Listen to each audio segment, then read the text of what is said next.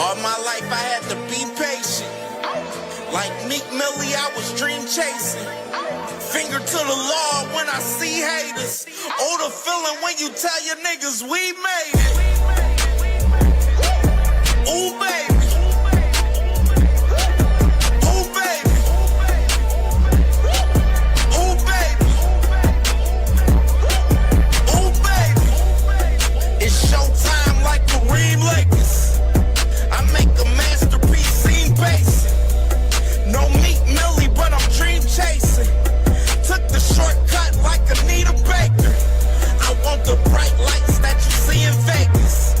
I need a big house with like 3 basements. Drop an M on the whip, think I'm speed racing. Don't know if it's the Transformer or the Green Ranger.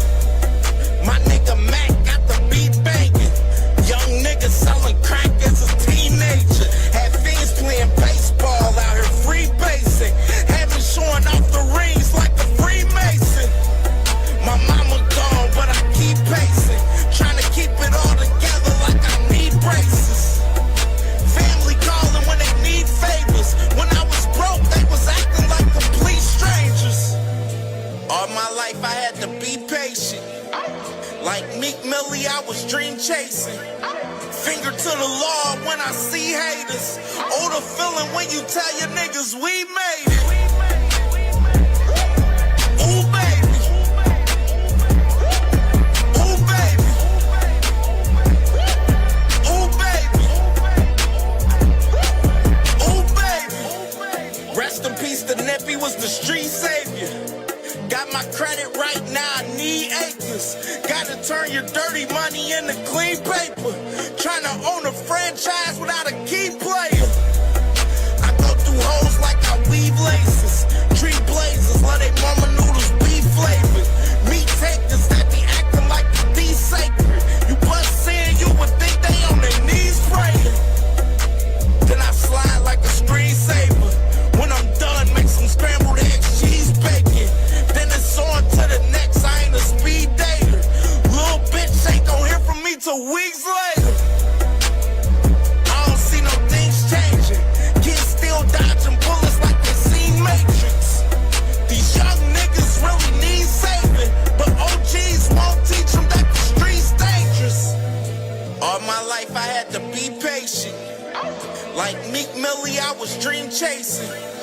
Finger to the law when I see haters. Oh, the feeling when you tell your niggas we made it. Ooh, baby.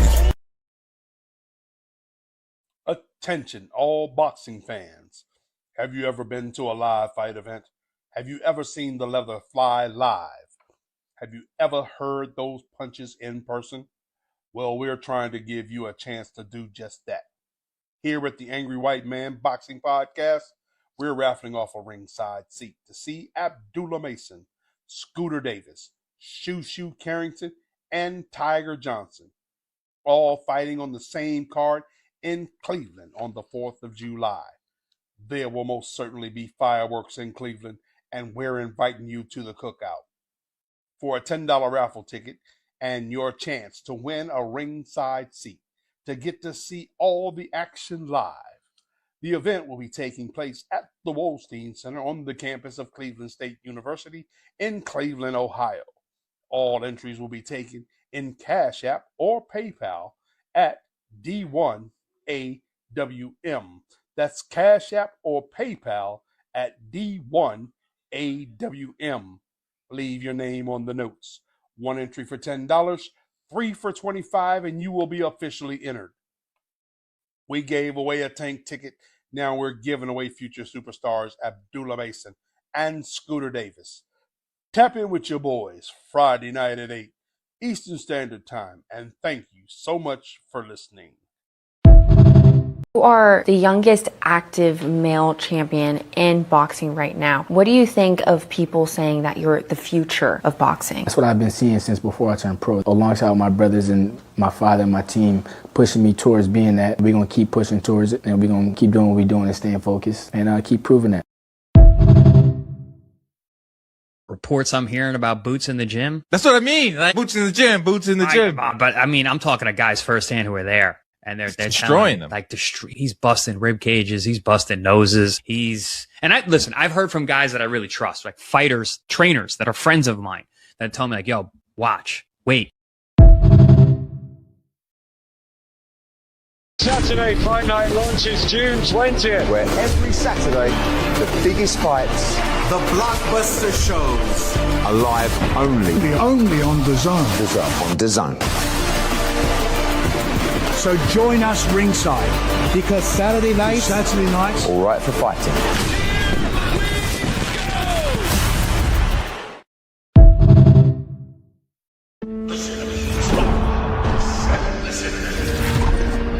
Greatness is a word people throw around like it means nothing.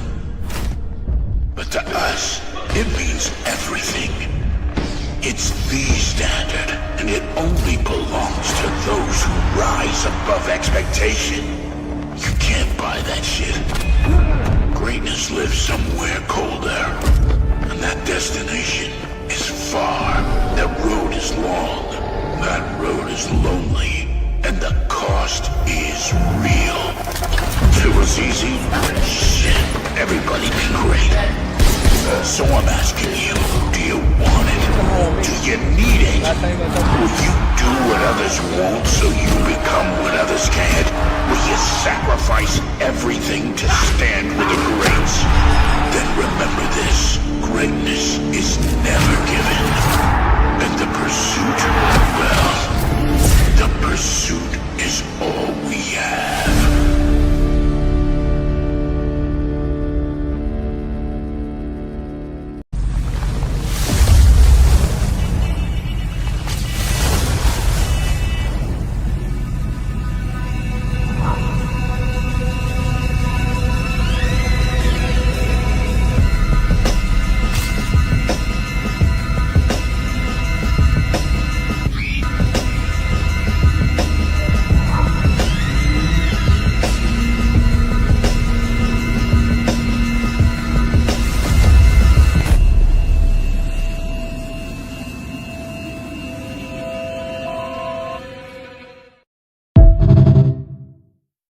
What do you do next? What do you do? Nigga, I'm gonna keep fighting, but if they do that, I know they some hoes. I don't care about all the fans. I don't care about all the fans. Who's a hoe, nigga? Nobody else. You's a hoe, nigga. Take me off of mute. Take me off of mute. You off mute, Bill. You Take me off mute. Nigga, you's a hoe, nigga. And guess what, nigga? We pulled up on all you niggas. You hoe ass nigga. Yeah, fuck you and all them niggas. Nigga, everybody that you with, nigga. Yeah, talking about we some hoes. Nigga, ain't nothing hoe about her. I didn't respected you, nigga. I just said that you a good nigga and we gonna fight you. What the fuck you mean? You know you been talking to them people. You know them people. You know the money is on the flow. You know what we doing. Fuck you talking about we some hoes, nigga. Ain't nothing hoe about us. Yo, it's a lot of energy. We got to see one of these fights, bro. I say, God, this is what I said, because you get misunderstood, Bill. I said, if y'all don't fight me, y'all some hoes. So if Shakur don't fight us, what is he? But y'all could be hoes right now, too. I said if Shakur, so you a stand-up nigga, so if Shakur don't fight, what is he? Why you keep talking about Shakur for? Come on, man. All right, come on, man. Come on, man. Nigga, you gonna get it. Listen, you gonna get in line. You gonna get in line. Your brother, listen, I'm gonna tell you, if your brother don't take the fight, you next. I see you. Listen, when we see you. You next. You're next. That's all we can say. And all this, I don't mind niggas telling me what to do, nigga. Top nigga has to. I ain't gonna lie. Shut your bitch ass up then. You say you don't mind niggas telling you what to do? Shut your bitch ass up then. That's what you need to do. What the hell is you so scared of? I got 15 fights. Like, let's talk about these. Talking real shit. I got 15 fights. You got 30. I'm a young cat, right? Well, come school this young cat. Come school me. The fuck? Come on. But they want to talk about, they just keep saying irrelevant shit. Oh, me and Shakur the bigger fight. Him and Shakur the bigger fight. He's not at your weight class. That doesn't matter. You got a mandatory right here. And you talk about a nigga that's not even at your weight class. And y'all keep talking about this is not scary. Like how? Y'all niggas is crazy. Y'all, Let me calm back down. Come on, bro. Y'all gotta, bro. I am only 15 years old. It's not that much damage I can do to you, bro. I'm only 15 years old, bro. It is not that much damage I can do to you. Man, Shacker, why you telling people we gonna fight? Chill, you know I ain't trying to fight you, brother. I fooled the media to avoid Rolly, Ryan Croker, and now you want to call me out. How could you do this? Truthfully, since Tank has been out the game, nobody cares about me. I just wanted some attention. We left 135 because it was too hot. We were already ready to go to 40, and now you want to do the same thing at 47? This is Debo division, y'all dig? Take a chill pill, Bill. I don't want to fight anybody. If it was up to me, I would just make everyone my boxing brother to protect my O. I already called out everyone in my division, Rolly, Ryan, and Croker, but I just do that to stay relevant. I don't really want to fight them. That's why I was scared when I saw the media talk about us fighting. Guys, we don't have to do this. All I ever wanted was my son to be like Tank. I taught Dev to fool the media. Please don't fight my son. Let's team up against Tank Davis instead. Dev, please sign it. We can keep pretending we'll fight, but I want you to be my boxing brother. Do it, Dev. I don't want to see you fight Ryan or Raleigh. You'll get knocked the fuck out again. I couldn't sleep on 420. Haunts me. I can't imagine what that fuck Tank would do to you. What's up, Miss White? Yo, this punk motherfucker throwing shit at us, man. I smell something, man. You smell something? I definitely smell something in my hair. I smell pussy. Yo, he's a pussy, man. Stick his ass. Yeah, with the young King Dev, I just feel like I have a responsibility to defend him as my brother. You know what I mean? Because I just know the propaganda is heavy. Devin is all of us, man. He is all of us.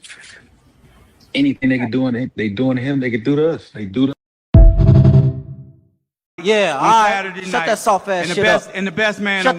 That's some soft ass shit. Shut that soft ass shit up. All that soft talking. I know you can do it, man. You got the. Man, shut that soft ass shit up, man. You ain't with me. Nigga, I'm gonna keep fighting, but if they do that, I know they some hoes.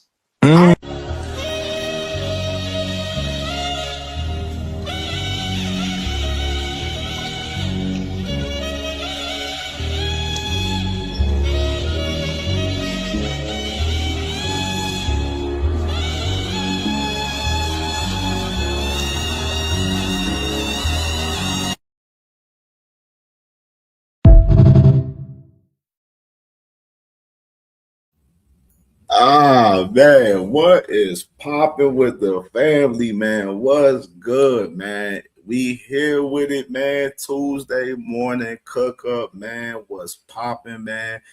Hey, feeling very good this morning, man. Got the French vanilla coffee, got the tree. You know what I'm saying? We good. The show is set and ready, man. Hey, man, and I want to start off right here on special shout out and salute to the family yesterday on all the support yesterday, supporting me through the Scooter Davis conversation yesterday, which I need more people to share that and push that. We need more people to watch that interview with Scooter yesterday, most definitely. So please share, push the Scooter Davis interview that we did yesterday, most definitely. I appreciate the support for that, and appreciate the support on the Monday morning cook-up show yesterday, man. Did over 1,000 views yesterday. And hey, it's all to you guys. You know what I mean, all to you guys, definitely supporting heavy, man. Love y'all. Absolutely love y'all very much, man. And we here to make another movie today, man, on this Tuesday morning, man, for sure, man. So salute to the family. Hope everyone is feeling good this morning, man. We're going to have another lengthy one a little bit today, man, for sure. I'm pretty sure today going to get a little bit hot and hostile, man, with some of these guys' emotions, with these guys being fans of fighters and not fans of the sport. We know we're going to get some emotions out of some of these guys off of some of the topics that we talk about today. Most definitely. You know what I'm saying? Like we did yesterday. There was a lot of emotions flying around in the chat. A lot of emotions on the panel yesterday. You know what I'm saying? Hey, pipe down the emotions, fellas. Y'all wouldn't have so much emotions if y'all wasn't too emotionally invested into these fighters. Y'all wouldn't have that issue. That's the issue that you guys have. That's why you guys are emotional in these conversations when we're talking about your favorite fighter, because most likely right now your favorite fighter probably not looking in the best, the greatest grace at this moment. You know what I'm saying? So it is what it is. But let's go ahead and salute to the family in the building, man, because we got a lot to cover today. Got a few quick hitters. Got a couple quick hitters. Interview. We got some reactions to do today. We got Keith Conley. Keith Conley has he has an interview right now that we definitely gonna tap into Keith Conley today, talking about Teofimo Lopez and some of his guys that he's managing. Of course, we get a new interview with Bruce Ennis with Daily Mail, the same place where the man Shakur Stevenson just did an interview the other day. So Bruce Ennis has a new interview with Daily Mail that we definitely gonna react to and check out. And the man Xander Zayas as well. He has a new interview with Ariel Helwani that we definitely gonna react to and check out as well today too. And of course, Tank got a whole bunch of content from yesterday. You know what I'm saying? We're gonna kind of do a deep dive into a lot of the shit that was going down with Tank yesterday and Devin, all of that. Of course, that's heavy into the conversation, of course, among the boxing culture right now. And all roads leads to Saturday, man. Saturday night, Xander Zayas, Bruce Ennis. We have a fight tomorrow with Leon Pyro and Lewis Crocker. So we're gonna get into a lot of shit today. And let's salute to the family to start off the show, man, because it's only right to salute the family in the building, man, starting off for sure. And starting off with my brother, All Things, man. Salute to my brother, All Things, man. Y'all heard my brother, man, smash that like button, man. And y'all heard my brother, yo, big time. We at 976 today. So we 24 subs away from 1,000 subs. So if y'all new to the channel, sub to the channel today. Sub up to the channel. Let's get these 1,000 subs. We need 1,000 subs this week. There'll be no reason why we shouldn't get this 1,000 subs this week. So let's push and get this 1K today, tomorrow. This 1K need to be done by today or tomorrow. So let's push, man. Share the content on all your socials, Twitter, Facebook, Instagram, Twitter, Snapchat, TikTok, all of that good stuff, man. So we can push this in the algorithm and get the masses of the people watching as much as possible, man. Salute to my brother, All Things, man, for sure, man. We on the road to 1K and we very close, very close. And salute to my brother D Free in the building, man. Y'all heard my brother, man. Smash the like button, man. And please subscribe to my brother D Free, man. My brother doing a hell of a job, man, for sure, man. If y'all not subscribed, subscribe to my brother D Free right now. You need. And salute to my brother SBG Mello in the building, my man on this gym flow, man. Salute to my brother, man. Salute, Brody. And my brother Dank in the building. Yeah, Dank, I've been seeing you. I seen you on Twitter last night and everything. I've been seeing you, Dank. I've been seeing you. I see everything. Trust. Trust. Joseph Bermia, man. Salute, brother. Salute to my brother, man. Joseph Bermia in the building, man, for sure. And my brother Trey Skills in the building, man. Salute to my Brody, man. Trey Skills for sure. You already know the vibes. Oh, yeah, let me do this too. I forgot my brother hit me in one, John. Hey, and salute to my brother D1, man, starting off the show, man, with the love and the cash app, man. Good morning to my dog. I know my brother busy, man. Make sure y'all subscribe to Angry White Man by some podcasts. If y'all not subscribed, live every Friday, 7:30 p.m. Eastern time. My brother definitely, the raffle is about done. So we got a few more spots with the raffle for the Abdullah Mason, Joe Cordina ringside ticket, man. So a few more spots. Get with D1 if y'all trying to get involved with that, man, and try to get this ticket, man, because we going to be mobbing in Cleveland next Saturday deep, you dig? Like, we going to be deep in Cleveland, man. It's going to be lit. We're going to be, you know what I'm saying, live shows in person and stuff with some of the content creators on the space, man. It's going to be lit, man, next week. So I'm excited about next week for real. So salute to my brother Trey Skills and salute to my brother D1, man, for sure. And salute to my boy Von Doom Jr., man, salute to you, Brody, man. If you new to the channel, man, for sure, hey, subscribe to the channel, man. We working, man. We active for sure, you did. And let me start. My brother right here, Crush the Legend, man. Salute to Crush the Legend, Yoda, man, the master of ceremonies. Make sure y'all subscribe to Crush the Legend. If y'all not subscribed, man, that's family, man. Great show this morning, brother. Oh, I wish you was on a little bit longer because I be want to hear Crush cook for a couple of hours. That's just me. I be want to hear Crush cook on his show for about two and a half hours. I be want him to cook a little bit. That's just me. You know what I'm saying? But salute to my brother Crush, man, for sure. And salute to my brother T Hill, man, the commissioner in the building, man. Salute to my brother, man, T Hill, man. Love you, brother, man, for sure.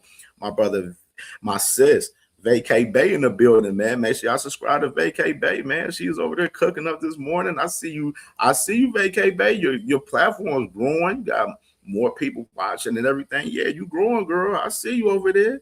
I see you. Do your thing.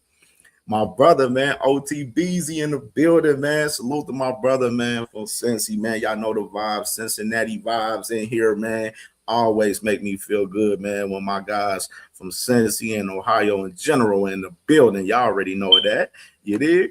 And salute the Dang said, you a Haney help them on yeah, we dang, yeah, boy. I know seeing some of your talking points, Dang, already won't work. Just let you know, won't work. Seeing some of the shit you've been saying and doing won't work today over here. Try that shit over there somewhere else, but it won't work over CamJNetwork. You know this shit different about over here, a little different. Salute to my brother Rainwald Boxing Podcast, man. My cousin Bean in the building, man. Make sure y'all subscribe to Cuz if y'all not subscribed, man. For sure, Cuzzo. Hey, Saturday, big time. This Saturday, second episode, All Ohio Boxing Roundtable show this Saturday, man, this morning, man. So all my Ohio guys, they'll be on the show with me Saturday morning, man. So we're going to be lit this Saturday, man, for us, my Ohio guys, man, for sure. And salute to my brother Bruce Gas in the building, man. Make sure y'all subscribe to Bruce Gas if y'all not subscribed. The YouTube legend. I think today's Tuesday, so he'll be live tonight, man. Live tonight with Boxing Trivia, man. One of the best shows on YouTube, man. So salute to Bruce Gas, man. My guy, man, for the show. Hope you're smoking that good, brother. And Cash Crypto in the building, man. Salute to my brother Cash in the building, man, for sure. So my brother, you already know, Big Hitter in the building, stepping. You dig? My boy Juan in the building. My brother Juan. What's good with you, bro? Let me see who else. Go down some more. My sister, Miss Joette, man. My beautiful sister, Miss Joette. Hope you're doing well this morning, sis. Good morning. And my boy Thrill Hill in the building. Salute to my brother Thrill Hill. Salute, Brody. Salute. And who else? Let's scroll down some more. There go Mr. Radio Flyer, man. Radio Flyer. If y'all not subscribed, subscribe to Radio Flyer right there. Salute. And we got my sis, 2 Cents Boxing. You already know it's 2 Cents After Dark night tonight, man. My sis, 2 Cents. She'll be live with 2 Cents After Dark tonight. One of the best in the game, man, doing this shit, man. Salute to my sis in the building, man. 2 Cents Boxing, man. If y'all not subscribe to the one of the best in the game. You dig? Who else? My brother Lee Jackson in the building. Salute to my brother Lee Jack in the building, man. For the show, you did. He said, Dang, you saying anything, bro. Dang, you're a fan of a fighter of a fan base that's been like crashing out the last 2-3 months because it Devin don't got no fucking motion, bro. Are you shitting me? I know you ain't been here a little while, but we're going to get you back acclimated, dang. We're going to get you back acclimated to what's really going on. You know what I'm saying? You know, you ain't been here a little while. You've been getting to the bag over there, you feel me, my brother? You know what I'm saying? But we're going to get you back acclimated. You know what I'm saying? Because the fan base of your favorite fighter been emotional as fuck the last 2-3 months, and I've been cooking them every fucking day on here and get them out of their body. You know what I'm saying? Niggas crying, complaining, all of that extra shit. So, dang, that's why I said, let's get you back acclimated to what's really going on, my nigga. B King, man, salute to my brother B King in the building, man. Salute. And even on top of that, both fan bases, Shakur and Devin fan base has been crashing out on each other the last 2 weeks. I've literally had them crashing out on CamJNetwork against each other the last 2 weeks. What are you talking about? I've been enjoying this shit. I've been smoking my weed every show the last month, laughing at all of this shit that's been transpiring. This shit's been fun for me. Like, you know why it's fun for me? Because I'm a fan of the sport. I'm not emotionally invested into the fighters like some of you fans out there. That's why this shit's fun and giggles for me. It's a difference. When y'all niggas when you don't have so much emotions invested into a fighter, you don't have those issues to be worried about crashing out and shit over a fighter, this and that and shit. You don't have that issue. I mean, salute to my brother Pooh the Kid, man. So he said, so did G Money steal the fight for my guy Kurz? What I'm hearing? Pretty much. Pretty much, boo. Cloud chasing, radio flyer, cloud chasing. Really? After we watch your favorite fighter attach his name the last 10 years to the same guy, cloud chasing, and still doing so, even had his name on the list, and Bill Haney likes to mention his name in a lot of interviews, talk about Tank Davis is on the list and all of that shit. Miss me with the bullshit. Come on. I told you, this conversation is not going to go well for y'all niggas. If y'all really got these type of talking points, it's not going to work for y'all. I'm just telling y'all right now. It's not going to work for me. Salute to my sis, man. Ashley's Corner in the building, man. Make sure y'all subscribe to my sis, Ashley's Corner in the building, man, for sure. One of the best doing this shit as well, man, for sure. And my boy Blue right here. Blue, man, what's goody, bro? What's popping, man? What's popping? My brother, No More Sleepwalking in the building. No More Sleepwalking in the building. Salute to my brother, No More Sleepwalking. You know what I mean? And salute again to my boy Pooh the Kid, man. That's my dog. And who else we got out ya?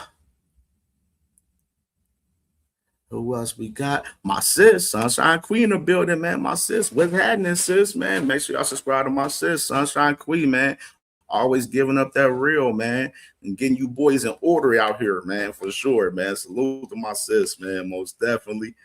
And who else? Got Lord John right there. Salute, brother, man. You new to the channel, man. Subscribe to the channel, man, for sure. We on the road to 1,000 subs. Almost there. We almost there. You did? No, OTB, no. We gotta do live shows in Cleveland next week, bro. It gotta be televised. OTB. No, the show, me kicking BVO ass in person in Cleveland next week, it gotta be televised.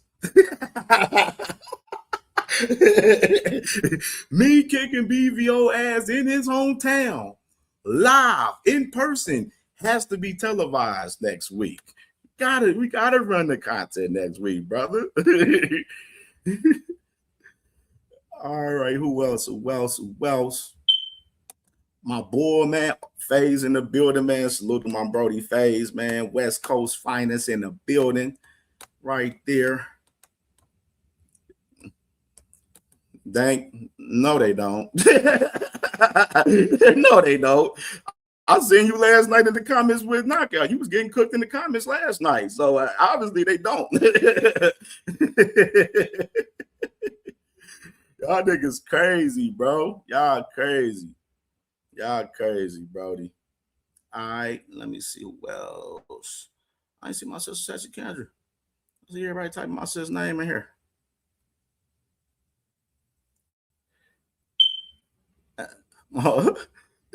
Hey, this was crazy. My boy Sizzle in the building, man. Salute to my boy Sizzle, man, in the building. 10 of them in the building, man. Salute to my brother. 10 of them in the building. And who is? Let me see. I ain't get to see. Damn. Let me see. Stop. And salute to my sis. Sassy Kendra in the building. I can't see her. They they're gonna comment on there. But definitely salute to my sister, Sassy Kendra in the building. Hope you feeling well, sis. We in the building. And let's get started with this content because we got a lot of shit to react to today, man. So let's get into it. Smash the like button. Let's get to 100 likes by the end of this show today, man, for sure. You know what I mean? Hit the Cash App, man. Support the grind. Sponsor the show through Cash App. $ CamJNetwork. Let's get some donations today, man, and support this cook-up because we're going to be here for a while. You know what I'm saying? So let's get it cracking, man. Like I said, not much news in particular this week. So, you know what I'm saying? Even though we got a lot of the crazy shit that's going on amongst Twitter and all of this shit and everything, of course, all of that. But let's get into some of the quick hitters that we got. So first quick hitter that we got right here, which crazy, which we all know. The man Alexander Usyk has his deadline coming up on June 30th by the WBC for an agreement for his mandatory with Ajit Cabiel. You know what I'm saying? So if the pair don't reach a deal, then the fight will head to a purse bid. So you got Ajit Cabiel, Alexander Usyk right here, mandatory fight for the WBC heavyweight title right here. Ajit Cabiel has been waiting for his opportunity for a while now. And basically, you know what I'm saying, like I mentioned to y'all before in previous shows, he had a hometown fight that he was going to do in Germany this year that he turned down that opportunity. He was like, yo, I'm waiting on the situation with Usyk for this title fight right here for the WBC. And we're going to force the issue. You know, either you got to fight me or you're going to vacate. And that's pretty much what we have here. So Alexander Usyk got the deadline June 30th for them to reach an agreement on this fight.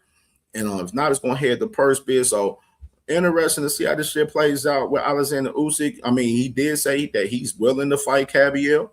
Of course, he had, he got the whole shit with Rico Verhoeven, you know what I'm saying? Stemming, lingering right now after that fight. Pretty much a lot of people believe he should be running that fight back with that guy. But hey, he has his mandatory right here with Ajit Cabiel, and I hope that they get a deal done. I want to see this fight. I really, truly want to see this fight with these two guys, man. I think Ajit Cabiel, he deserves his opportunity to get to it. You know what I'm saying? He deserves his opportunity. Usyk, you know what I mean? Hey, I don't know who we will fight. What other name is good for Usyk? I mean, obviously we wouldn't want to see him fight Fury. We obviously want to see him want to fight AJ because he beat AJ already. Obviously, of course, he beat Daniel Dubois twice. So we probably wouldn't want to see a Daniel Dubois trilogy. We know he said he's not willing to fight Moses. He doesn't want to fight Moses from that era. Of course, he had interest in Deontay Wilder before Wilder fought Chisora. Yeah, I mean, I just feel like this is the only fight for Usyk right here. Right here is with Ajit Cabiel, the only fight that really truly makes sense. You know what I mean? Unless he's gonna retire or he's gonna run a fight back with the guy Rico Verhoeven. You know what I'm saying? So this makes the most logical sense, him actually going with the fight with Ajit Cabiel. And we shall see. We shall see. That boy Tennell said, nigga need to retire. Hey, man. If no Ajit, yeah, I'm with you, but I don't like that's what I'm saying. I don't know where I think Usyk's definitely on the tail end. And no, he said 2 more fights after the fight with Rico. So Sizzle said, leave Moses the fuck alone. If Theo said Ajit fight should be the move. Definitely. It definitely should be the move. Like Juan said, honestly, the only fight I want to see. Yeah, man. I mean, you just named out all the names just now. Just like, I mean, Ajit Cabiel is really the only truly name people want to see Usyk with right now at this point, for real. I mean, my boy Shell said, rob Dubois in the first fight to save Usyk Fury bag. Yeah.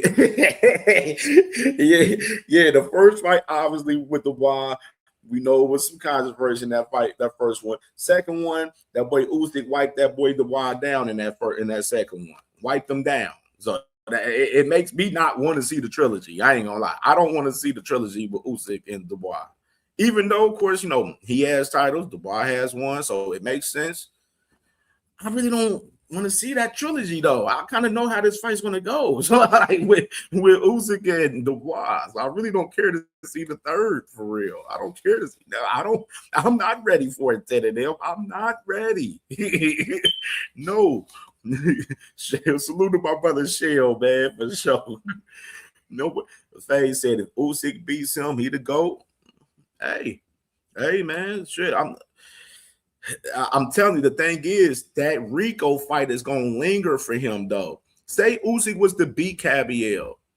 He goes in, he beats Cabiel. People still gonna want Usyk to fight Rico Verhaven on how that fight ended. That's always gonna be in people's minds, that fight. You know what I'm saying? If he don't run that fight, you know what I'm saying? That's just one of them things, just like a lot of rematches with guys. Like, Tank and Roach.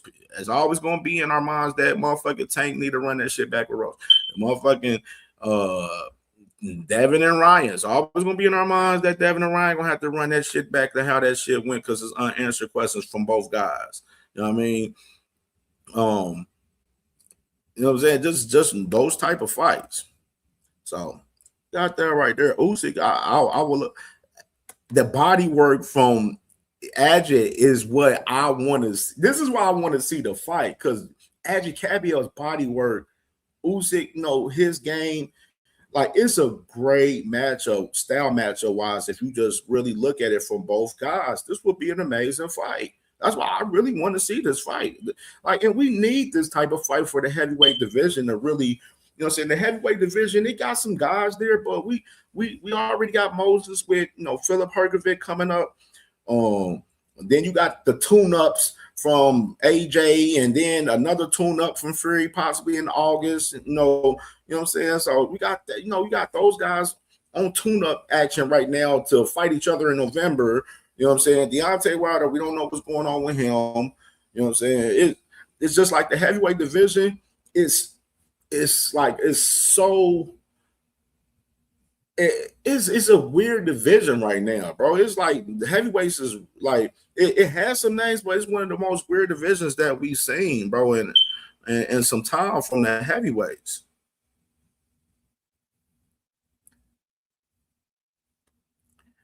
He lost by split decision. Damn, sis.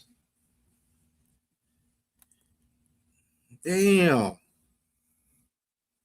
Yep, I know some of the Cincinnati Golden Gloves right now. They cooking up there for the Nationals too, out there in Kansas too. So what's his record up there right now, sis? Let me know too, sis. Let me know. Because I was sitting back watching a couple of amateur fights from Cincinnati yesterday, from the Nationals yesterday. That was pretty dope, man, because our guys, our Cincinnati Golden Gloves are up there at the Nationals right now. So we got that right there. Usyk, Adjit Cabiel, got the deadline June 30th, which is next Saturday. Well, no, next Friday. Next Friday, they got the deadline, so we'll see what's happening with that right there. And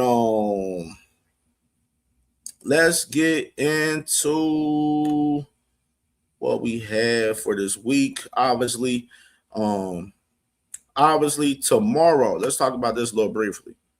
Tomorrow, Lewis Crocker, Leon Paro, IBF 147-pound title on the line tomorrow out there in Australia, man, which is I want to look at the odds. Let me check out the odds real quick for this fight.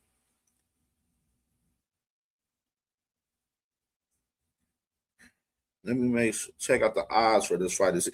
When I looked at the odds yesterday for this fight with Leon Paro and Crocker, the odds was even, which they are dead even right now. They got Leon Paro, this is a homecoming fight for him pretty much. He's minus 174 to Lewis Crocker's plus 148. And the method of victory is like tight as hell. I mean, they got the draw for both guys at plus 1,500. Lewis Crocker points or decision plus 280. Lewis Crocker knockout plus 450. Leon Paro points or decision minus 105, and Leon Paro knockout plus 470 right here.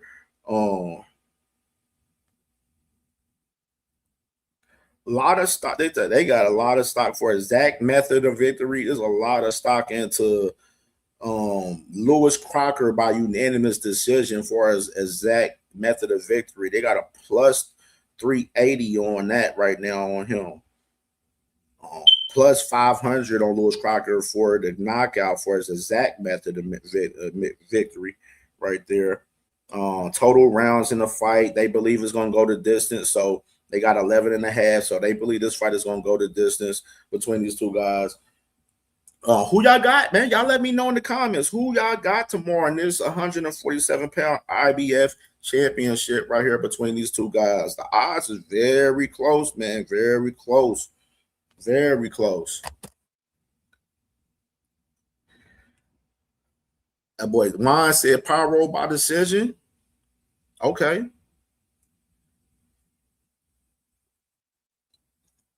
That's Juan. Dave Father, you got Pyro? You got Pyro beating Crocker? Hey. It's a 50-50. This is one of them 50-50s, man. I may lean Pyro a little bit in this window. Think he got a little bit more tools, to his skills, man, than Crocker in this one a little bit. But it'll be early in the morning, Mello, the more early. So I get the rings. I get the ring walk time for these guys, but I know the card starts at like 5 in the morning. So it's gonna be one of them early ones in the morning tomorrow. You know what I'm saying? For sure. The Sizzle said Chad got Crocker getting cooked. Man, that's what I'm saying. That boy Dodger, he said, I don't know. I'm thinking Crocker. Juan said Crocker is very one-dimensional. Yeah. I seen it, bro. Crocker, a lot of people believe Crocker shouldn't have won a couple of those. Won that fight with him and Patty Donovan, man. A lot of people still feel that way about that. So I'm leaning Pyro right now. I'm leaning Pyro by decision. I don't see either guy stopping each other in this fight, but I'm leaning Pyro by decision. Vegas kind of putting their money behind Crocker a little bit from what you're looking at on these odds a little bit. But I like Pyro in this one a little bit. You know what I'm saying? He is the slight favorite in Vegas, but they like Crocker with some of them odds too, though. So real interesting fight for sure for the IBF, for 147 for sure, which we're going to get into this conversation, which is going to lead back into these guys right here. All right, so yesterday, it was news coming out. I remember Boxing Scene, they reported the night before that some big news was going to come out for Teofimo Lopez right here. And oh shit, wrong one. And you got news breaking out, man, from Nuna. I gotta say Nuna or something like that. Next Vision, these guys. They broke some news last night about Rolly fighting Teofimo Lopez August 15th. No venue set, but that's the rumor surrounding those two guys right now. This Rolly is looking to possibly fight Teofimo Lopez right now, which is an interesting fight. I like this fight. I ain't gonna lie. I like this fight. Interesting fight. It's crazy. Teofimo Lopez get washed by Shakur, and he gets the title shot right out the gate against Rolly Romero.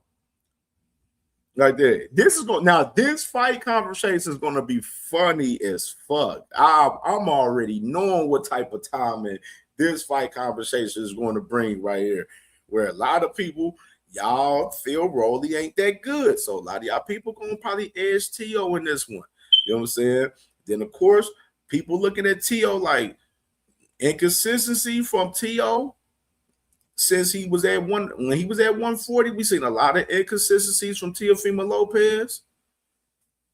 And a lot of people will probably pick Rolly in this one. because of the inconsistencies of Teofimo Lopez that they seen from previous fights from him. You know what I mean? So, interesting fight right here. Did I look at it for real? I mean, Rolly's been out of the ring for a year.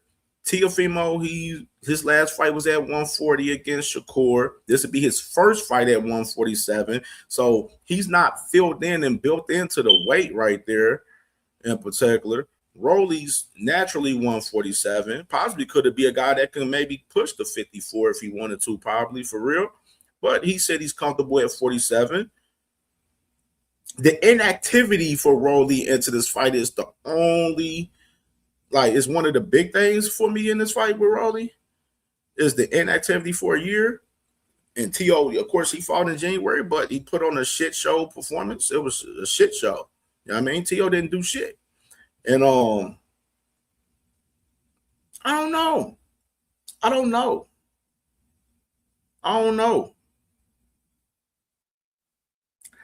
If y'all, and this one thing I want to say this, I'm seeing some of y'all in the comments. If y'all think this is a layup for T.O. against Rolly, y'all niggas are highly fucking mistaken right now. Let me let y'all know that right now, because I'm seeing some of y'all up here just talking about, y'all just think Rolly's that trash where T.O. just going to walk through him. T.O. couldn't walk through fucking Kambosos. He couldn't walk through Stando Morton. He couldn't fucking walk through Jermaine Ortiz. He couldn't walk through Steve Claggett. So what makes me believe T.O.'s going to just walk through Rolly Romero?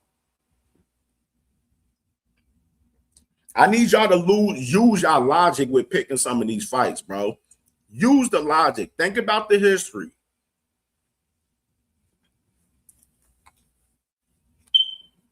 This ain't no layup for Teofimo Lopez if y'all niggas are thinking that. I just want to put that out there on notice right there. This ain't no layup.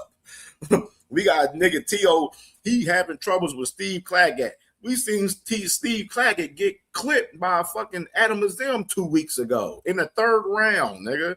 Like, come on. Y'all better read the fucking room. Y'all better read the fucking room. And y'all, the thing is, what I see from you niggas, bro, y'all analyze shit from just one spectrum all the time. That's why y'all can't fuck with me.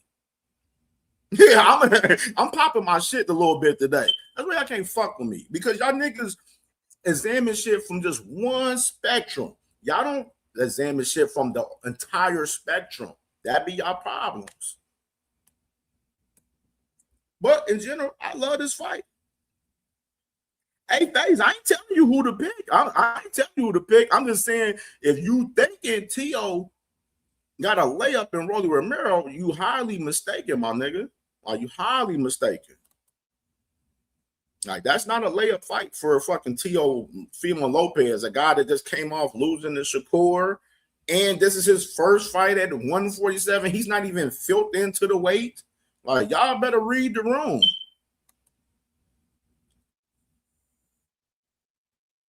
And this right here, as well, they said that the winner of Lewis Crocker versus Leon Paro could possibly face the winner of Rolly versus Teofimo Lopez later this year in a welterweight unification. Right there. The stakes just got higher for this Crocker versus Paro fight right there.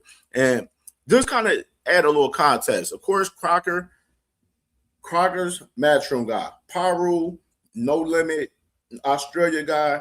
No Limit has ties with PBC, obviously. So obviously you see the situation with Rolly Romero, PBC guy, Teofimo Lopez, free agent, rumors around Teofimo Lopez with Zuffa, rumors around Teofimo Lopez to Golden Boy that I've heard in the last fucking 12 hours as well.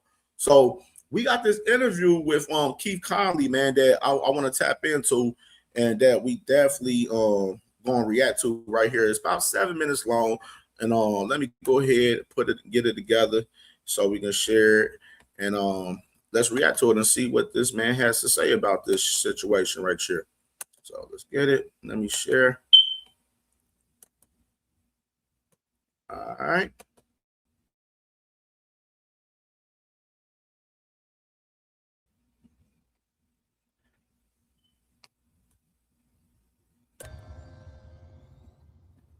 Lewis Hart for Ring Magazine. Always a pleasure to be joined with Keith Conley here in London, England, ahead of your man Filip Hrgović, headlining the O2 against Moses Howard in a massive heavyweight dust-up. But first things first, Keith, how are you? How's it over been in the UK again? It's great. It's great. Ready for this big fight, August 29th, massive heavyweight pay-per-view fight.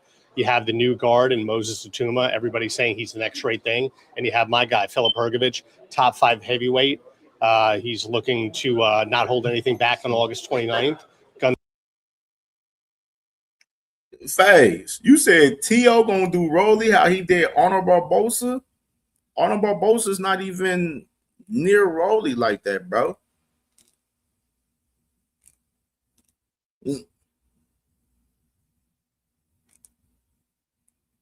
Dang, you think Honor Barbosa's better than Rolly? Where the hell? What the hell type of weed y'all niggas smoking today? What has Honor Barbosa done? He hasn't done shit. Like, I don't know. Blazing from the first from the opening. What has Honor Barbosa done? Bro, we just seen him barely squeak through a fight with Kenneth Sims recently, bro. Honor Barbosa is not way better than Rolly, bro. You fucking high right now, Dank. You high on meth right now saying that shit. Y'all niggas tweaking today. What is happening? I need to be asking you what is happening. You talking about Honor Barbosa better than Rolly, nigga? Honor Barbosa? Come on. Do you think Filip done what many other heavyweights didn't want to do and I guess decided to take this fight against a young lion? Niggas ain't even barely world champions and shit. Like Atama, like, why do you think he took the fight, I guess? He not only hey, Dank, I hope you, hey, Dank. That ain't what you ain't smoking dank today. You sound like you smoking some Reggie over there, man. You with these talking points today, bro. I don't know what the fuck going on, dank. I don't know what the fuck going on, dank. Get it together, bro. took the fight, he demanded the fight. Even, I'm a manager, and a lot of times I'm thinking strategically, and I said maybe there's an easier way to get back to a heavyweight title shot, and he demanded the fight. He said, no, go get me that fight. Yeah. Get it for me and get it for me now. Yeah. So hats off to Filip. There's no other. The fight with Teofimo Lopez and Rolly is a even fight to me. We don't know how either guy, it's a 50-50 fight as far as my concern. Maybe Edge Rolly because he's more into the weight class at 147 and Teo's just now stepping into the weight class. Maybe Edge Rolly a tad bit. But as much as y'all think Rolly isn't that good, Teofimo isn't that either. Let's be real. Teofimo isn't one of them guys. Teofimo Lopez was never elite. If y'all niggas are insinuating Teofimo Lopez is elite, y'all niggas all smoking meth right now. All of y'all. If y'all insinuating that Teofimo Lopez is an elite guy, y'all niggas gonna get time to fuck out if y'all thinking that. I'm just gonna let y'all know that now. You know what I'm saying? Top 10 heavyweight that was acting that way, except my guy. So you got to give him all the credit in the world. Yeah, y'all niggas in the comments talking like T.O.'s elite or some shit. Like, what the fuck are we talking about? We know T.O.'s not elite. We know Rolly's not elite. Either guy ain't elite.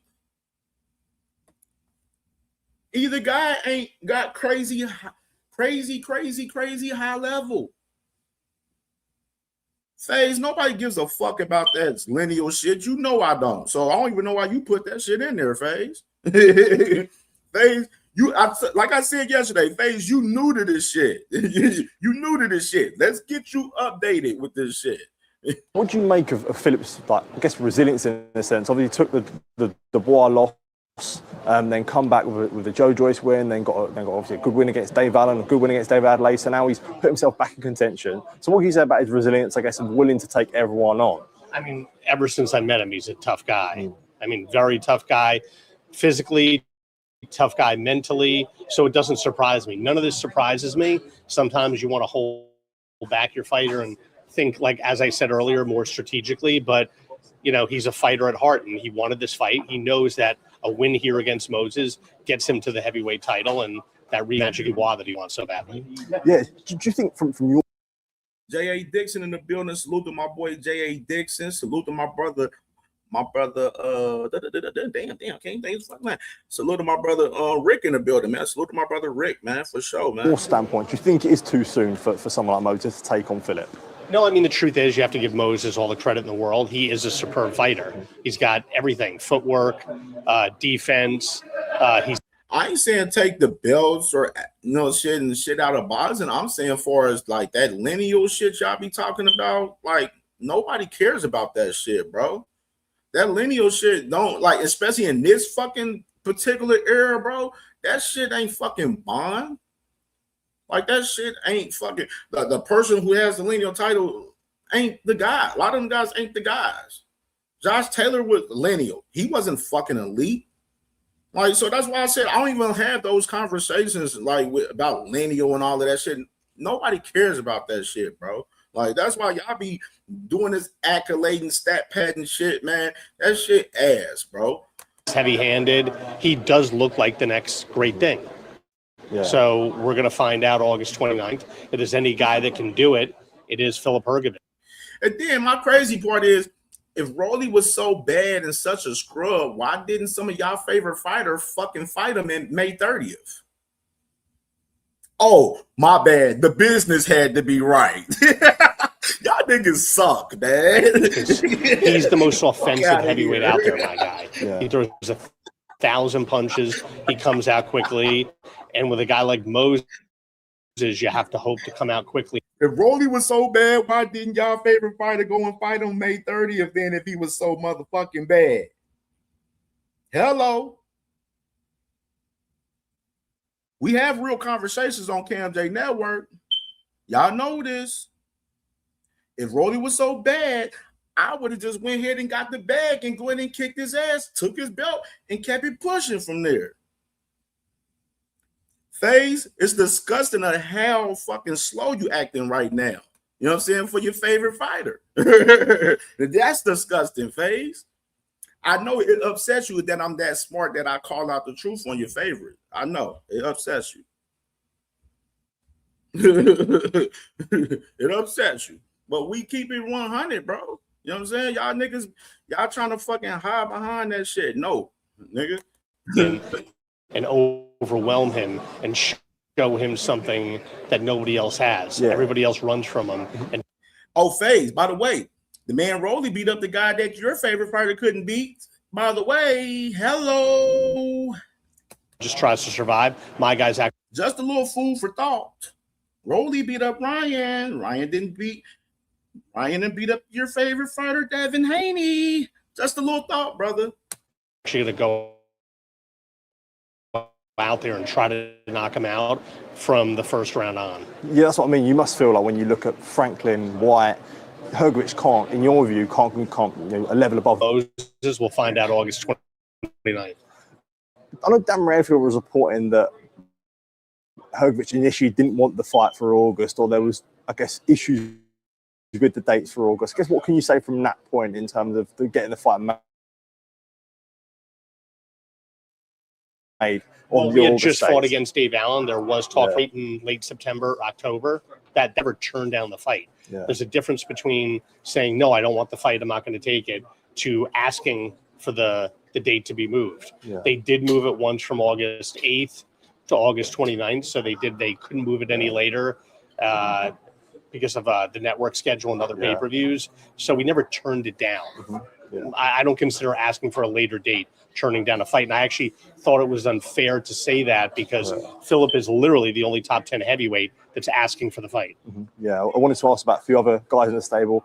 I'm sure when you're in the UK, everyone's always asked you about Conor Benn. Yeah. From your standpoint, a Ryan Garcia fight, I mean, it's not, it's not a secret anymore. Obviously, people know the date and whatnot. Where do we stand with Ryan Garcia, with the Ryan Garcia fight for September? I mean, we've signed on our side. I think Ryan's accepted it too. I think they're working out some issues with the networks.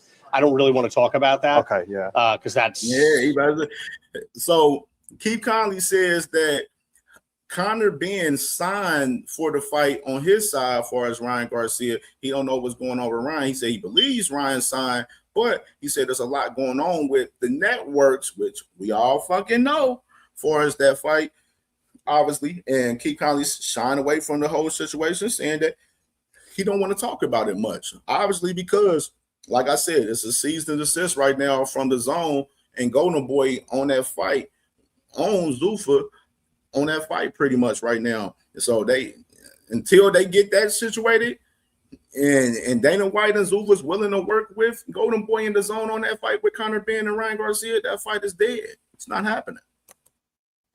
That's a different area. Yeah. I have my guy signed for the fight and ready to go, and I think we'll hear some positive news in the zone sorted for that fight, because obviously Golden Boy and the zone, they put in legal, I guess, complaints about the fight. So from your view, that fight was being put outside of the zone. If you can say I don't want to talk about that. Okay, that's fine. Okay, that's fine. Yeah, keep moving on. I've got to talk about New York in about a week, about a month's time from now. Stat card full of your fighters. Yes. Richardson Hitchens, Edgar Berlanga, and Sergey Deverenchenko, all in their own respective fights. Looking forward to being back in New York. Obviously, a big night for yourself as well. Of course. I mean, it's always great for my guys to be fighting in their hometown. It's a dream for New Yorkers to fight in New York, especially at Madison Square Garden. So it should be a good night. It'll be one of Zuffa's first big card with their guys on Paramount, and I look forward to it. I mean, all three of my guys are going to be in exciting fights. None of them were matched easy. They should be the favorites in the fight, but all three of the opponents pose threats, so it's going to be interesting, and I'll be a little bit nervous that night. Yeah, I can imagine. Yeah, we know your ass going to be motherfucking nervous. You're going to be nervous for motherfucking Berlanga versus Stephen Butler for sure. You're going to be nervous about that Berlanga fight versus Stephen Butler for sure, because that ain't no layup for Berlanga. Not a layup for him in his first fight as Zuffa.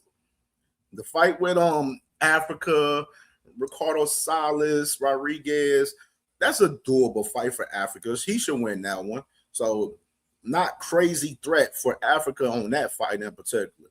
Now, that Jalil Hackett, Sergey Deverenchenko fight, that shit going to be a motherfucking banger. That's going to be a banger. That's going to be a motherfucking banger, man. I'm excited to see Jalil Hackett with that fight with Sergey Deverenchenko, man, getting a veteran in that fight, man, for sure.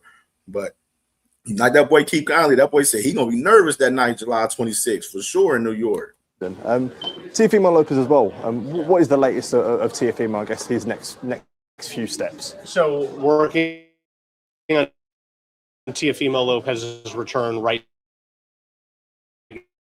now as he speak. I think you could hear some, I guess, preferably promotionally wise. I know there was talk of him and Zuffa and whatnot. I guess, has there been talks with Teofimo and Zuffa?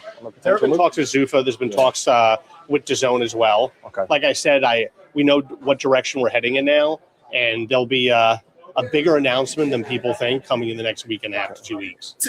To me, it seems like Teofimo Lopez, like, of course, Philip Hergovic, he's a Keith Conley guy. He re-signed back with Queensberry.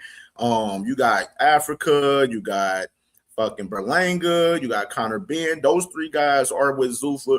And everybody was, we all was talking about shit. We seeing Teofimo Lopez at these Zuffa events and everything. We seen him at the first Zuffa event after, the week after he lost to Shakur. And just looking at it, it kind of seeming now that it seems that T.O. may not be going to Zuffa for some reason. Seemed like that rumor that I heard for us, like possibly Golden Boy, that may be something that maybe has some legs on it. So we definitely watching closely to see what company Teofimo Lopez is going to end up being with. You know what I'm saying? He said he mentioned DAZN. He didn't want to mention whether it's Golden Boy, Matchroom. The obvious name I would think would be Golden Boy, because obviously Teofimo Lopez, he likes Oscar. They got a little rapport and everything. So I wouldn't be surprised if we seen Teofimo Lopez ends up with Golden Boy. I really wouldn't be surprised. Before we do sign off, Alicia Baumgartner had a win a few weeks ago over Bomi Ray Shin. I guess what's the future for Alicia? Obviously, being clear that Serrano made it clear that was her last year in the sport. Katie Taylor. Of course, he's the manager of Alicia Baumgartner. So let's hear him talk about Alicia right here. He's obviously retiring, opens up a good door for Alicia to potentially be, new face of women's boxing. But yeah, I guess from your point of view, what would you like next for Alicia? Well, I mean, first of all, she looked tremendous in the guard. Yeah.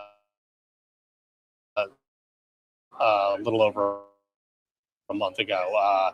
She showed that she's a pound for pound top female fighter. I mean, and since they've had 3 fights and we know they're not going to fight a 4th time, it's pretty obvious that she's the one going forward. So it's disappointing that we couldn't get one of those mega fights for her, but it's not over yet. Those girls haven't retired yet. Botchers have a tendency to come back once they retire. So we still are hopeful for one of those mega fights in the next year or 2. Yeah, I know I asked you before about Caroline Dubois, and you said that was probably something for later down the line. And a few of you recognise, like, obviously outside of Taylor and Serrano, there isn't really much else other than Dubois in terms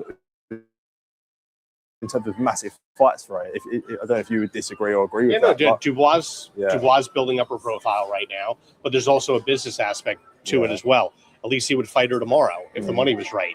Yeah. We've been made an offer. We looked at that offer, and it wasn't the money we were expecting. So why would you fight someone you can maybe get 2 to 3 times the amount a year from now? Yeah. Okay. That's fair enough. Keith, always a good. What's your thoughts about that? So Keith Conley just let us know just now that it was an offer for that fight recently with those 2 ladies, with Caroline Dubois, Alicia Baumgartner, and he said that the offer wasn't what they expected, and believes that that number can be greater down the line another year, right there. What do y'all think about that? That's a little interesting right there. Interesting. Me personally, I mean, like I've been telling y'all, I feel like MVP, of course, them. I think Alicia understands it. You know what I'm saying? I feel like, they're obviously building this fight. So they're continuing to build this fight. And they feel like it's a year down the line. Obviously, we know Caroline Dubois, she's about to fight Amelia Moore coming up August 8th out there in the UK. So it's interesting to see how this shit play out, man. It's really interesting. Where I stand with this shit for as Alicia, if it ain't no smoke at 130, go up to 135. There's more significant names there. That's where I stand with it for Alicia. We ain't holding no bars, but I know I love motherfucking Alicia, but at the same time, I ain't going to fucking negate what if it ain't shit going on at 130, we want to see that 135 action because there's more names up that way. You know what I'm saying? And that's just the fact of the matter of that. You know what I mean? So interesting right there. Keith Conley on that interview right there. And crazy, man. So let's get into it. We're going to get into these reactions of Boots and his interviews. And most definitely Xander Zayas as well. We got 2 interviews from both of these guys. So we got one from him, one from that guy. And yeah, dang, bro. Yeah, dang. I ain't jacking it, bro. I ain't jacking some of the egotistic shit. But like I said, with MVP, I understand like they know Amanda's on her way out. So it has to be a new lady to come into that spot. You know what I'm saying? It has to be a new lady to take that forefront and be the face of MVP women's boxing, you know what I'm saying, over there. You know what I'm saying? And it either got to be motherfucking Alicia Baumgartner or Caroline Dubois. You know what I'm saying? It's several. So we're going to get into it, man. We're going to definitely talk more about that later for sure. So salute to my boy Exit Red right there, man. Salute to my boy, man, Exit, man, for sure, man. And Cornelius Burnett, my brother, man. I see you in the building, brother. I see you. All right, let me go and pull this thing up with, let's do Boots' interview first. We're going to do Boots' interview first. And yesterday, they had the face-off yesterday, man. So let's look at this fight schedule real quick before we do that. So we got the fight schedule. Last night, they had the official face-off for both guys, which I'm going to play that right now. Let's go ahead and play that, actually. So let's play the face-off for these guys.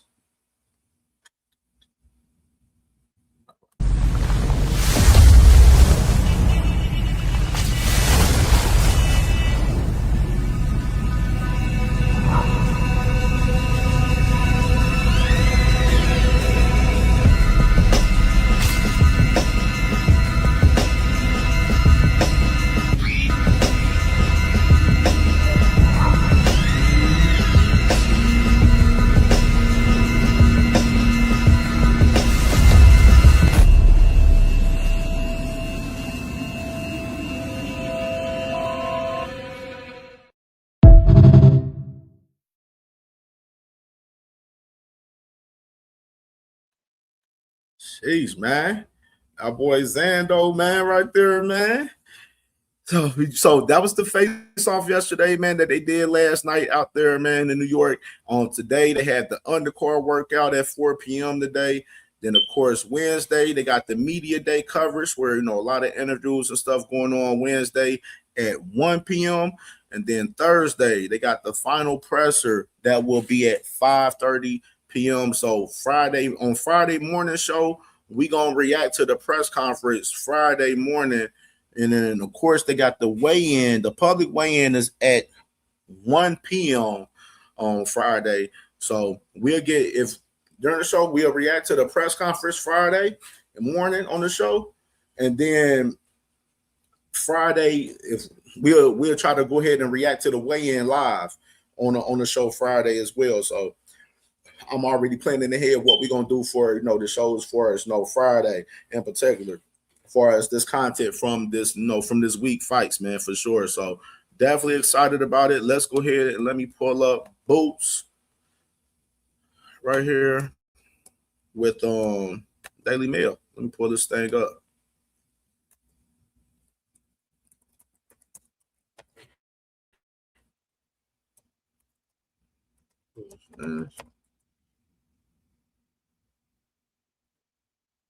All right. Oh, shit, a little bit longer than I thought.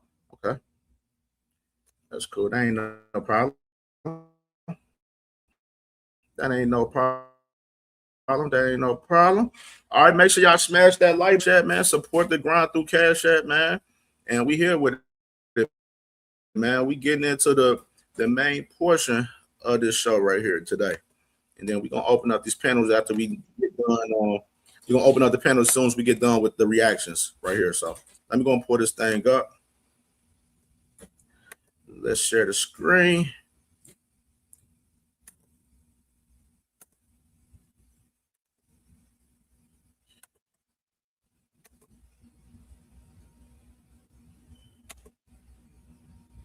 I can say the same thing about him. He never fought nobody like me. He felt that everything has been perfectly orchestrated for you and that opponents have been picked to make you look good. I'm too fast, too strong. And I think I'm really gonna shock you. Charlotte Daly with Male Sport Boxing, joined by Boots Ennis. How you doing? How are you? Yeah, not bad, not bad. Look, thanks for inviting us into camp, especially so close to your fight. Before we start talking about the fight, I want to know a little bit more about you as a person. Now, most boxing fans know where Boots came from, but for those that don't know, where did Boots originate from? Boots is, my nickname originally was Boops, B-O-O-P-S, and my mom gave me that nickname, but when I was in the gym, everybody thought my dad was saying Boots like the shoes, and we just kept it, so it kind of like just stuck with me. Did you like it originally? Were you straight away like, yeah, that's for me? I mean, as a kid, I really didn't care. It was a nickname, but I think Boots, fit out a lot better. Yeah, well, it's worked ever since. Look, in the middle of camp at the moment, Xander Zayas only about a week or so away now at this point. Where are you at in camp at the moment? Have you had final spars? When did they happen? When do you start really tapering down? We're like 12 days away, so we tapering down, just sharpening up the tools, just getting ready for fight night, and I'm excited to show the world my talent and to show the world I'm the best in the world. What is your favorite part and least favorite part when it comes to camp? I don't have any no bad parts about camp. I love camp all the way around, and my favorite part of camp, but just for real, just everything. I love training, I love running, I love sparring, I love strength conditioning, whatever I gotta do, to get ready for the fight. I love it, because this is what I do. This is all I know. I don't think I've ever spoken to a boxer that says they love every single part of camp. Especially, you were just telling me a minute ago that it's 3 sessions a day, every day. Surely there's got to be the hill sprints that you absolutely hate, or the ice baths, or something like that you're doing. No, I love it all. It's a part of how you prepare for the fight, and I love every bits and pieces of getting ready for the fight, whether it's training, strength conditioning, running, ice baths, like you said, cryotherapy, compression, recovery day, I love everything about it. You always do your camps in Philly, apart from you went over for the Lima fight to go and spar with Canelo, right? What is it about this gym specifically? We've been talking to some people here and they've been saying why they think this gym's so special. But for you, what is it about here and constantly training in Philly that you love so much?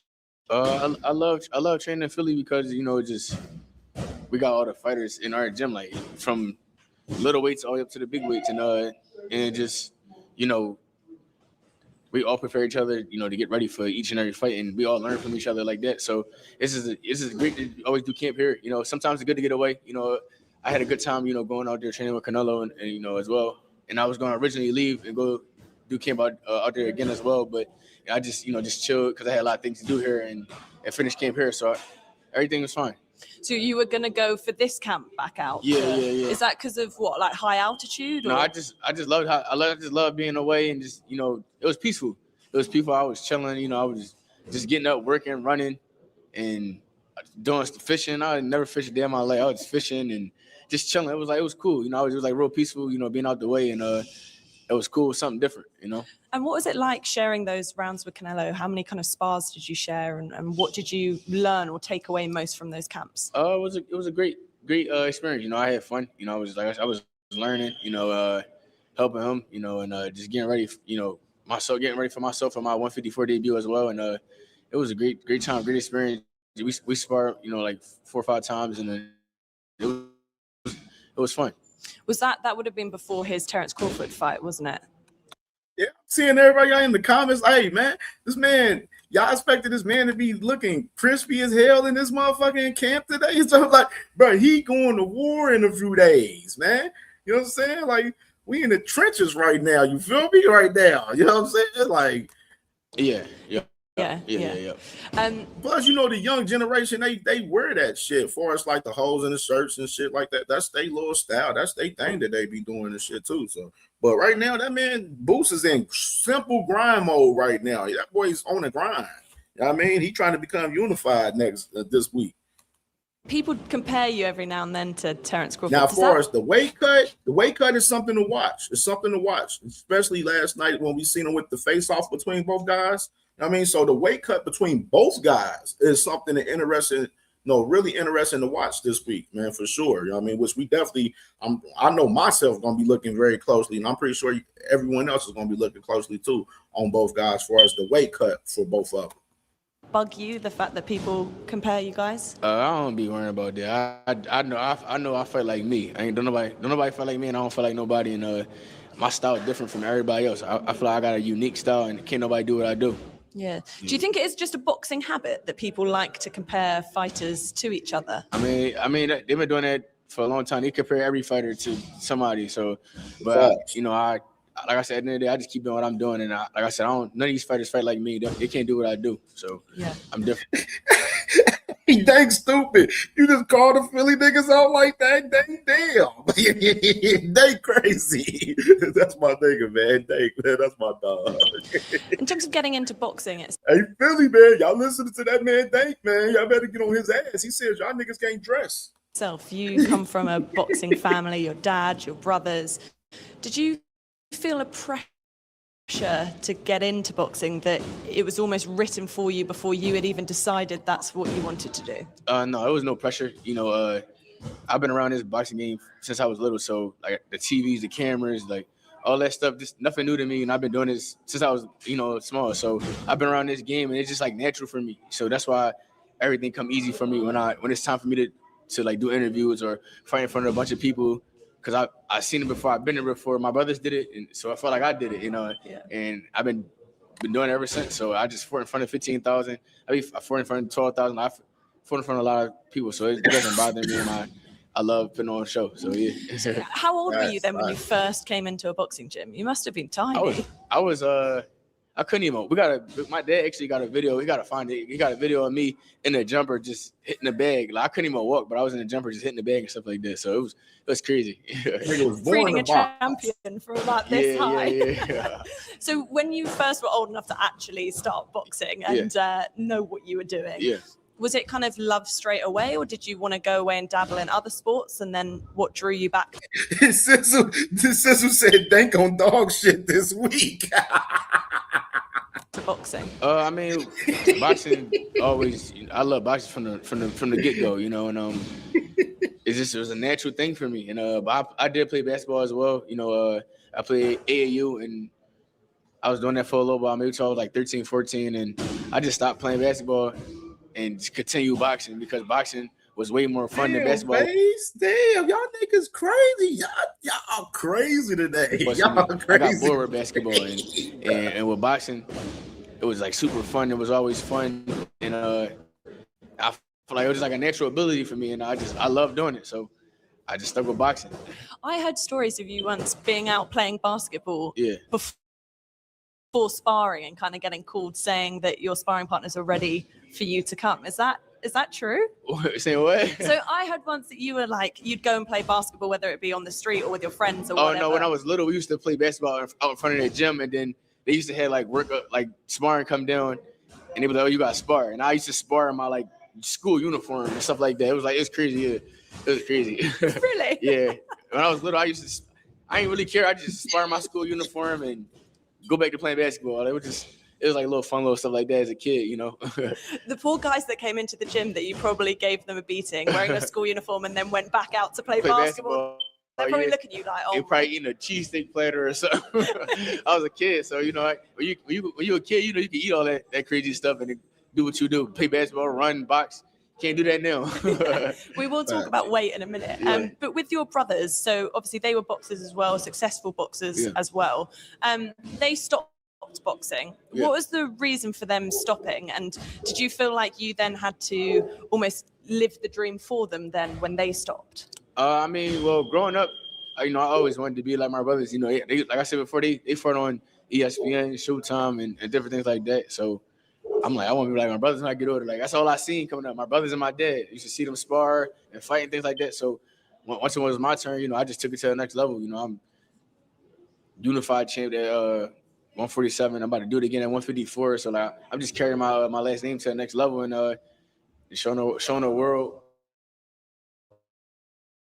who we are as a unit. You know, my brothers was crazy. You know, they was super nice and they just, you know, didn't, you know, I'm not gonna say put the hard work, and they just didn't, you know, take it as serious, you know. And I learned from that, and they taught me those things like, yo, take it serious, lock in, you know. Yeah, basically, like he's seen some of the mistakes that his brothers made, and he basically capitalized and basically, I'm not gonna make those same mistakes as they did. You know what I mean? Which is we're seeing that with Boots in his career compared to his brothers.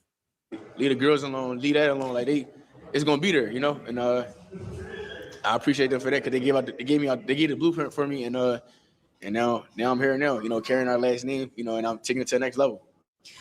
Yeah, when people talk about you, they talk about being this gym rat, that you are always in the gym, you live, breathe, dream it, and that you don't like doing anything other than training. Yeah. But there must be something outside of boxing that you use to switch off or enjoy, to take your mind off some of the training. What do we see from Boots outside of these gym walls? Outside of the gym, you know, to be honest, I'm real chill. If I'm not in the gym, I'm chilling. I'm at home with the family, or like playing basketball, or like maybe playing a game here and there. But I don't really do too much. I maybe go on vacation, but I'm more like a chill guy to myself. You know, not having too many people around. Yeah, I hear as well you're a bit of a foodie. Yeah. Do you cook yourself or? Look, I can cook for myself. I can survive. I'm gonna say that. I can survive. You know, I love to eat. I cook in our household, and she make everything. So my mom is my go-to person for the food. Do you have a dish from when you did that she would always cook you, or a favorite meal? To be honest, whatever my mom make it's good. It's good. Yeah, it's great. You know, and but macaroni and cheese is my favorite meal from my mom. So like, whenever she make that, I go crazy. Dan Quadir said Bud fans won't Boost to lose. Is that true, Bud fans? As y'all, I know Band Up, he don't feel that way. Band Up's he's a Bud fan and he don't feel that way. So I know Band Up don't feel that way. But I see some other Bud fans be reaching like that too, though. For sure, though, Quadir, most definitely. I've seen some of the Bud fans out there got a lot of hate towards Boots Ennis, man. I see it. It's nasty work in 8K to see for real.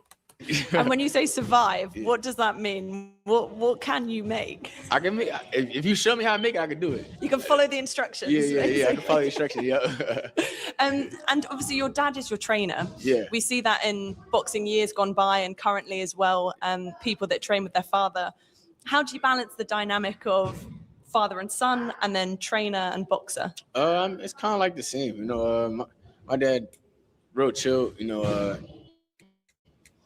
and for I really feel like he's my brother. Even though my dad's 70 years old, but he do everything I do. He box, he train, he run. So like whatever he say, I do. You know, it's kind of like a brother, like a friend. You know, and yeah, it's just different. Like I can't really explain it. Like it's like our bond crazy. You know, yeah. Sometimes I hear with boxers that they set boundaries, that it's once you leave the gym, you don't talk boxing anymore. Are you that sort of way, or is just everything boxing? No, yeah. When I leave the gym, I'm chilling. I'm going home, lay down, rest. Maybe, like I said, maybe play the game or just chill and just, I don't know, just get my rest. My main thing is just getting rest and have my mind straight, and then that's what I be on. Yeah. When I've spoken to some boxers before, whether it be Joe Calzaghe or David Benavidez, they have had their fathers train them as well. And they went through a phase when they thought, I want to explore being away from my dad. And then they went and they did that and they realized, why am I doing this? I want to live these moments with my dad, and this was the right person for me to be with. Have you ever had that feeling of, I want to go on my own, and then realizing actually, no, building this together is more important? Yeah, no, I never had that feeling. You know, I always, this who raised me, this who showed me everything I know, including my brothers as well. So why go somewhere else when, you know, this is who raised me, who showed me all my tools, who gave me my abilities. So, you know, showed me my different abilities and things like that. So why go somewhere else? You know, stay home. Yeah. You can see that as well when there's the photos of you like putting the belts over your dad's shoulder and things like that. It must mean a lot to him as well to watch you go through that, become unified, and now hoping to do it again. Yeah, most definitely. Every time I win, you know, all my belts go to my dad for you know, they his belt. He put on all the hard work. You know, my dad's 70 years old and he still out here training these guys, and you know, he put in the work that nobody else sees. So after every win, even on June 27th, after I win, them 2 belts going around him, not me. I think I saw some videos on social media of him running miles with you as well. He's 70. I was like, that is epic. Yeah, my dad's 70 years old. He ran 3 miles. That was maybe like 2 weeks ago. Yeah, but he run on his own as well too. So he put in the work. I can already feel that there'll be some sort of competitive element between your brothers, you and your dad, still now, whether it be in the gym or running those miles. Oh, it's competitive in everything we do. Whether it could be eating, like we competitive in everything. You know, we guys at anything. So you know how that go. Yeah. Look, before we talk about 154, I just want to reflect on 147. You mentioned earlier about not being able to eat everything you want as a kid. You know, you spent a decade at 147. How was that on the body, kind of constantly having to cut to that weight? I mean, I feel like it got harder as I got older, you know, and you gotta just be more. I feel like it got harder as I got older, but I feel like I moved at the right time. Salute to my sis Steez in the building, man. It's Steez. Salute, sis. Salute. I see that, and it was a perfect time, and I probably Ben should have moved up, you know, but I was down there trying to get these belts and be undisputed. You know, that was one of my goals, you know, but I was still able to be, you know, unified and lineal champ, and I got the Ring magazine, so that's a major belt at 147. So I was happy with that, and now at 147, and now at 154, I'm here to take over this division. You know, collect every last belt and be undisputed at 154. This is my division. Yeah, I was going to say that. Do you feel like you hung around at 147 for longer because of that undisputed goal? Do you think had got the fights that you wanted, you would have moved on quicker? Most definitely. I probably would have been at 154 maybe a long time ago. Yeah. I probably should have been at 154 a long time ago, but I was just squeezing down, getting down to that weight because that was my goal that I wanted. And but I was able to get the Ring magazine. That was also one of the belts that I wanted. Y'all niggas. That's a major belt. So it was a blessing to be able to do that and be unified lineal champion at it. And like I said, 154, we about to do it again. We about to be unified champion again, and you know, one by one, we're gonna keep knocking them down. You know. We'll talk about the fight with Xander in a second. But is that probably one of the most frustrating things as a boxer, the trying to get fights over the line? Like you talk about being a gym rat and always being in the gym, always being ready. Yeah. Is it frustrating when there's people like the Crawfords of the world or whoever it was at the time that you were trying to get fights with and they just weren't happening? I mean, of course, it's frustrating, but at the end of the day, you gotta stay locked in, stay focused on task in hand, and your opportunity won't come. You just gotta be patient. Same thing with this situation right here. I originally was supposed to be fighting Ortiz, and I was waiting. I thought it was done. After my fight when I fought Lima, I thought the fight with him was done. After everything was locked in, and after he did his thing, I thought it was locked in, whatever. And things happened, and all they got whatever they got going on. But a bigger and a better opportunity came, and that's patience. That's patience, being patient, just sitting back and waiting. And now, I feel like it's just perfect time. Everything fall right into place, right at the right time. Because it was you that then went and said to Eddie, wasn't it? Yeah. Go and get me Xander. Yes, I say. I told Eddie, I said, if we can't get Ortiz and we can't lock that in, I'm like, yo, go get me Xander, please. I'm like, please go get me Xander. Eddie did his thing. Got me what I wanted. Hey, and I'm gonna say this once again, which I've already said. Hey, this man Boots in his, if he beats Xander this Saturday, yo, I want him to tell that man, Eddie, go get me Josh Kelly, go get me Fundor, get me one of them guys. We want the rest of them guys. Let's get them. Let's get them. You know what I mean? Boots, keep the pressure on that boy Eddie Hearn to do his motherfucking job, man. So do you think Xander Zayas is actually the harder test than Virgil Ortiz? I ain't gonna lie though. Real talk, with Virgil coming back into the fold, I wouldn't be surprised if that be the next one though. Because Virgil, you got Golden Boy, they're working things out so they won't have to, worry about this whole arbitration hearing that they have July 14th. You know what I mean? I wouldn't be surprised if Virgil be the one. Now, my thing is with Virgil, he wouldn't have no fun choice. That's your first fucking fight back. It can be against Boots Ennis, possibly. It can be against Boots. You know what I mean? And which is, I think, and you heard that man Boots Ennis in recent interviews during this build-up. He said he said after he might think about spinning the block on Virgil Ortiz. So it's interesting to see how that shit plays out right there, man, for real. I think it's Tim Carey. Salute to my brother Tim Carey, man. I see you in the building, brother. Salvador. I say it's just a bigger fight because he got two belts. He got the WBO and the WBA. Virgil had a name, so I would say this fight is a little bit bigger because he got the two belts. I think he do have a little bit more tools to his game than he continues to say that he believed that Xander is better than Virgil. Like Boots been saying that. He's a solid fighter, but come June 27th, them belts come back home with me. So if you could pick then, and you could have either or at any point, not necessarily just these guys, but anyone, do you prefer the idea of belts or big names? Which excites you more, or which route do you prefer? Right now it's the belts. Right now it's the belts because this only my second fight at 154, so I need them belts. So once I get these two belts, it'd be big names or whoever else got the belts. But my goal is to be undisputed. So yeah. When people talk about this coming too soon for Xander, what do you make of those comments, and do you care about the fact that people say that for him? No, I don't really care. I'm like no task in hand. That's him. I'm gonna get him up out of the way and do my thing, have fun. I'm seeing y'all in the comments. Y'all know the names is the guys. Well, Fundora is the name. You got Fundora at 54 champion. Obviously, Josh Kelly got the fight that he about to have with Ed Yarko July 25th, so he busy right now. Virgil probably coming back on the horizon. Those is like the names that really much he's really targeting. No, Fundora, Virgil, Josh Kelly. Those are the three names other than Xander for real at 154. And bring back home 2 belts, and then on to the next. I see with all of your posters around, you tape out the face of the person that you're coming up against.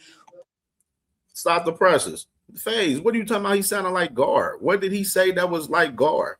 He didn't say that he was going to wait for this guy last, nigga. Like, he didn't say that shit. You know what I'm saying? He didn't say, like Shakur said, he was waiting for Tank last after he fight Teofimo Lopez and fight Devin and shit. He didn't do none of that shit. He just said he want to fight the guys with the belts. You know what I'm saying? He said once he gets these straps Saturday, then everything is in play after that. You know what I mean? So I don't understand where you got that misconstrued right there. You know what I mean? I don't know. That boy's crazy, man. At Today, what man. point do you do that, and what is the meaning behind the taping over their face? I've been doing that for a while now, and we just cross. Wait, Curtis Robinson, salute Curtis Rob. Busting them out. It's already over. It's already written. I already won already. It's already written. Yeah. I was looking at your face-off on DAZN with Xander Zayas, and one of the things that he was saying was he felt that everything has been perfectly orchestrated for you, and that opponents have been picked to make you look good. What do you think about it when he says comments like that? That doesn't make any sense, because I can say the same thing about him. He never fought nobody like me, and he gonna be in Roof for a week, over the weekend, and he gonna see why I'm different. You're gonna see why a lot of these guys don't want to fight me. I'm the best in the world, and he gonna see firsthand. I think I'm gonna be too much for him. I'm overwhelming. I'm gonna be too fast, too strong, and I think I'm really gonna shock him. Yeah. You talk about being able to do things that other people can't, and one of the beauties of what you can do is your ability to switch. That boy's Boot said, hey, that boy Xander ain't fought nobody like me, man. He gonna see June 27 why this shit different over here, man. Hey, I love it. I fucking love it. You gotta love it, man. Kevin Hell, salute my boy. Salute. So well. In the Lima fight, you did it so early on. Yeah. Is it a planned action, or is it something that you see in the moment and then you switch? I typically usually don't even be knowing when I be switching.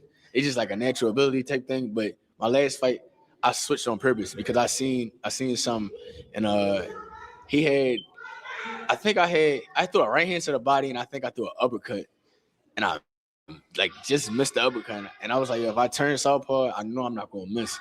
So I turned southpaw, and I kind of like fell him on my left hand a little bit, and I threw an uppercut. He had his hands up, but I still got through, and that was all she wrote.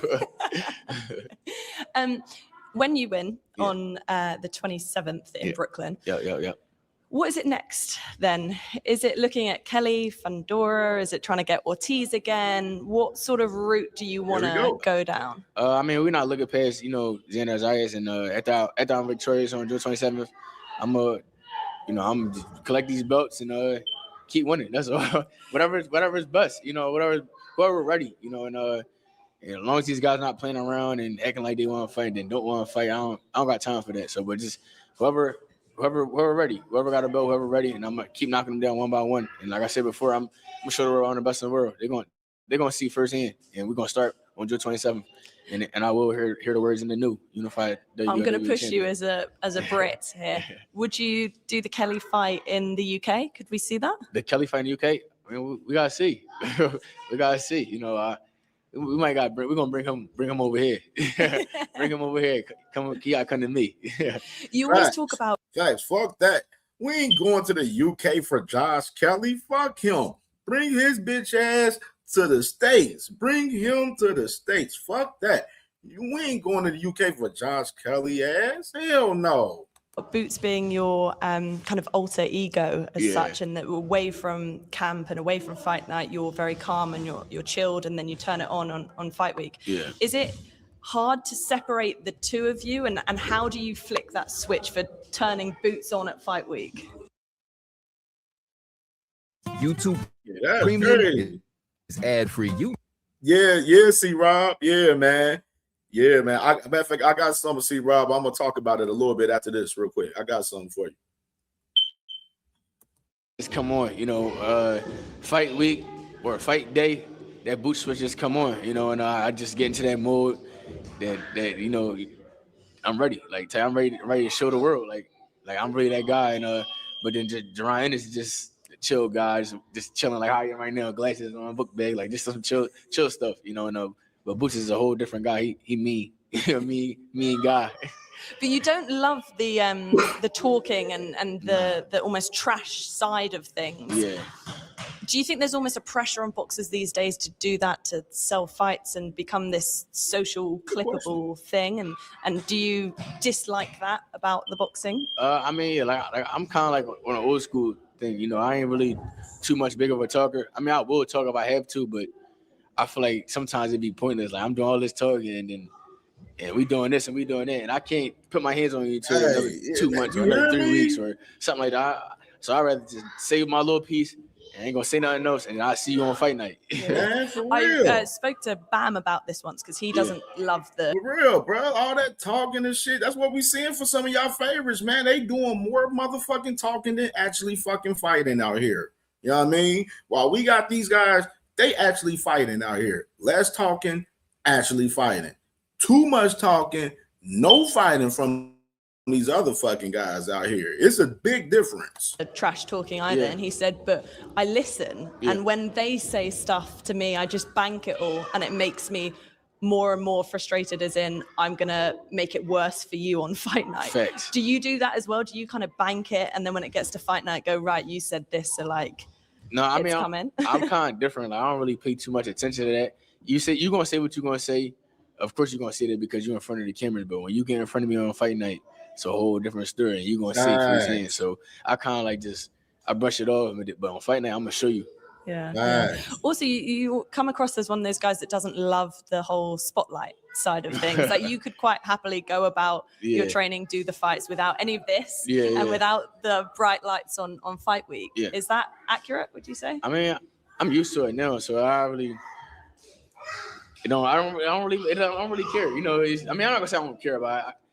If I didn't have to do it, I would be fine. If I had to do it, I'd be fine. You know, so either way, I'm fine with it. Either Take way. it or leave it, sort of thing. Yeah. You keep yourself quite private, though. Yeah. Do you do that intentionally?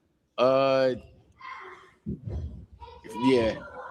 Yeah. I don't like to be out in the open too much. You know, I'm more so to myself. You know, and like I said, I don't be having a lot of people hanging around me and none of that stuff. You know, I'm just to myself. Yeah. I'm kind of not a loner, but like I'd rather be by myself, you know, or just maybe one or two people around.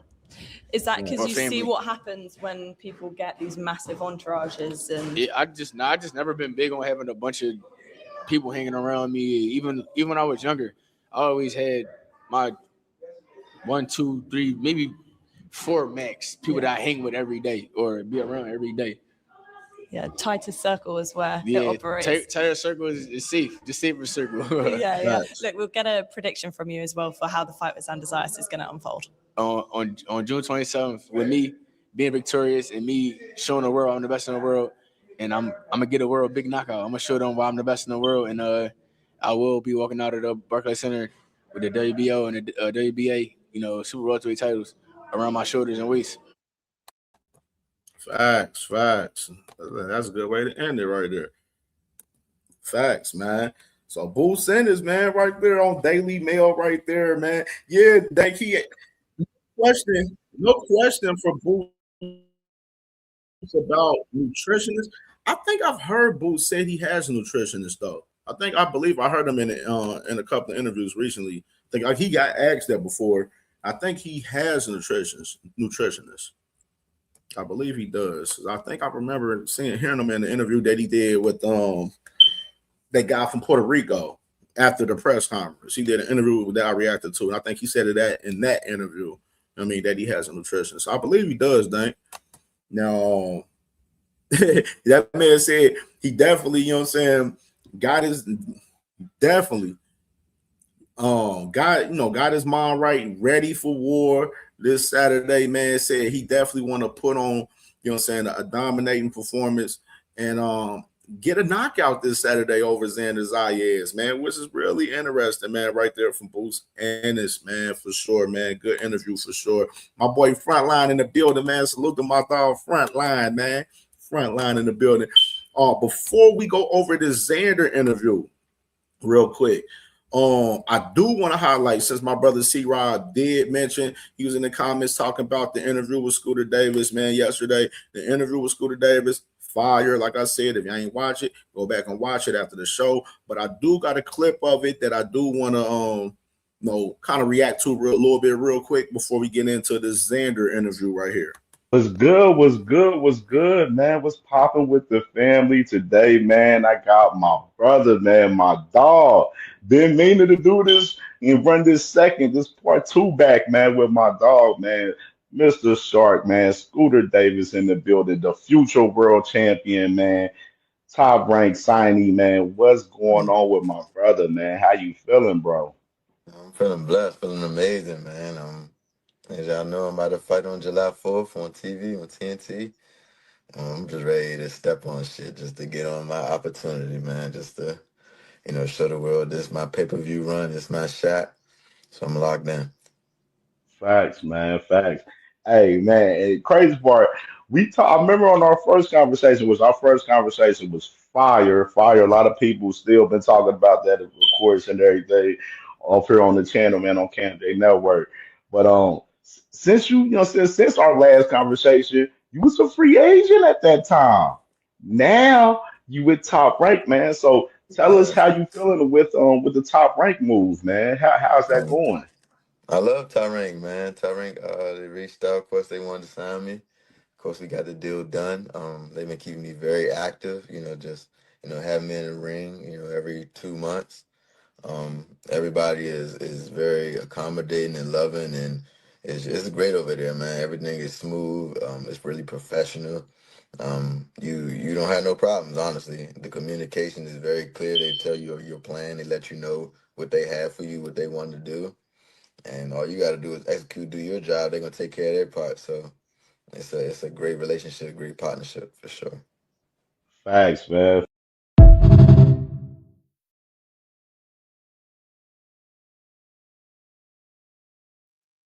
So that was part of a little conversation with my dog right there, man. Scooter right there, man, for sure, man. Salute to my dog, Top Rank. About good 27 minutes as far as that interview, man. Like I said, when we first had our conversation last year, he was a free agent at that time. And then, shortly after that, he ended up signing the deal with Top Rank and everything, man, doing this thing. And he's 11-0, 10 knockouts.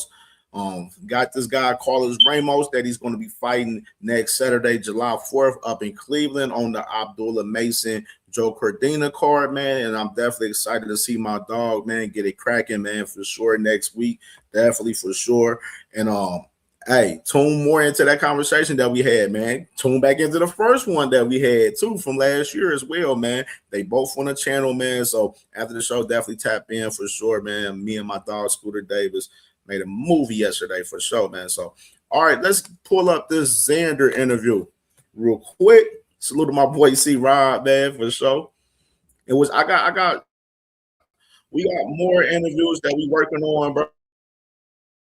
Like we got some stuff that we're working on. Like I got some guys that I've been talking to behind the scenes. So we got some shit in the works that we're gonna be, bringing some more guys up, man, for sure. And I'm excited, man. Y'all just gotta stay tuned, man. We get a lot of shit that's in the works. People in network. A lot of shit, bro. Real shit. I'm hoping we get these daggone credentials though for motherfucking next week though. So we'll know by Friday or Saturday. We know about these credentials. All right, let me go ahead and pull this thing up with Xander Zayas right here. I think the fight with Scooter is 8 rounds, I believe. I'll double check, but I believe it's 8.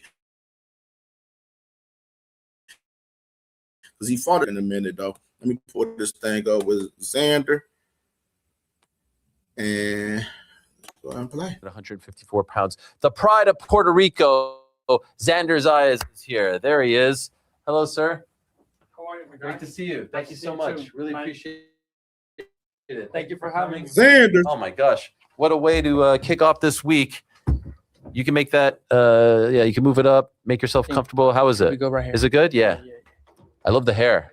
Thank you. I appreciate it. Where did this come from? It looks different than like on all the promotional stuff. It's growing out. So it's the fight with Scooter is an 8-round fight with Carlos Ramos. It's a cultural stuff in Puerto Rico for every World Baseball Classic. Team Puerto Rico kind of like do their blonde hair. And so I did it for the last baseball. Yeah, see, Rob, it's 8 rounds. Yeah, I just checked. Classic. They played a couple games in Puerto Rico, so I was out there. And so I'm just letting it grow out now. I had the long hair before. Tito Trinidad at one of the games. I love the World Baseball Classic. I'm such a big baseball fan, but that tournament in particular is so much fun to see all the pride for sure and the country. No, and some games being in Puerto Rico and the team playing there was beautiful atmosphere.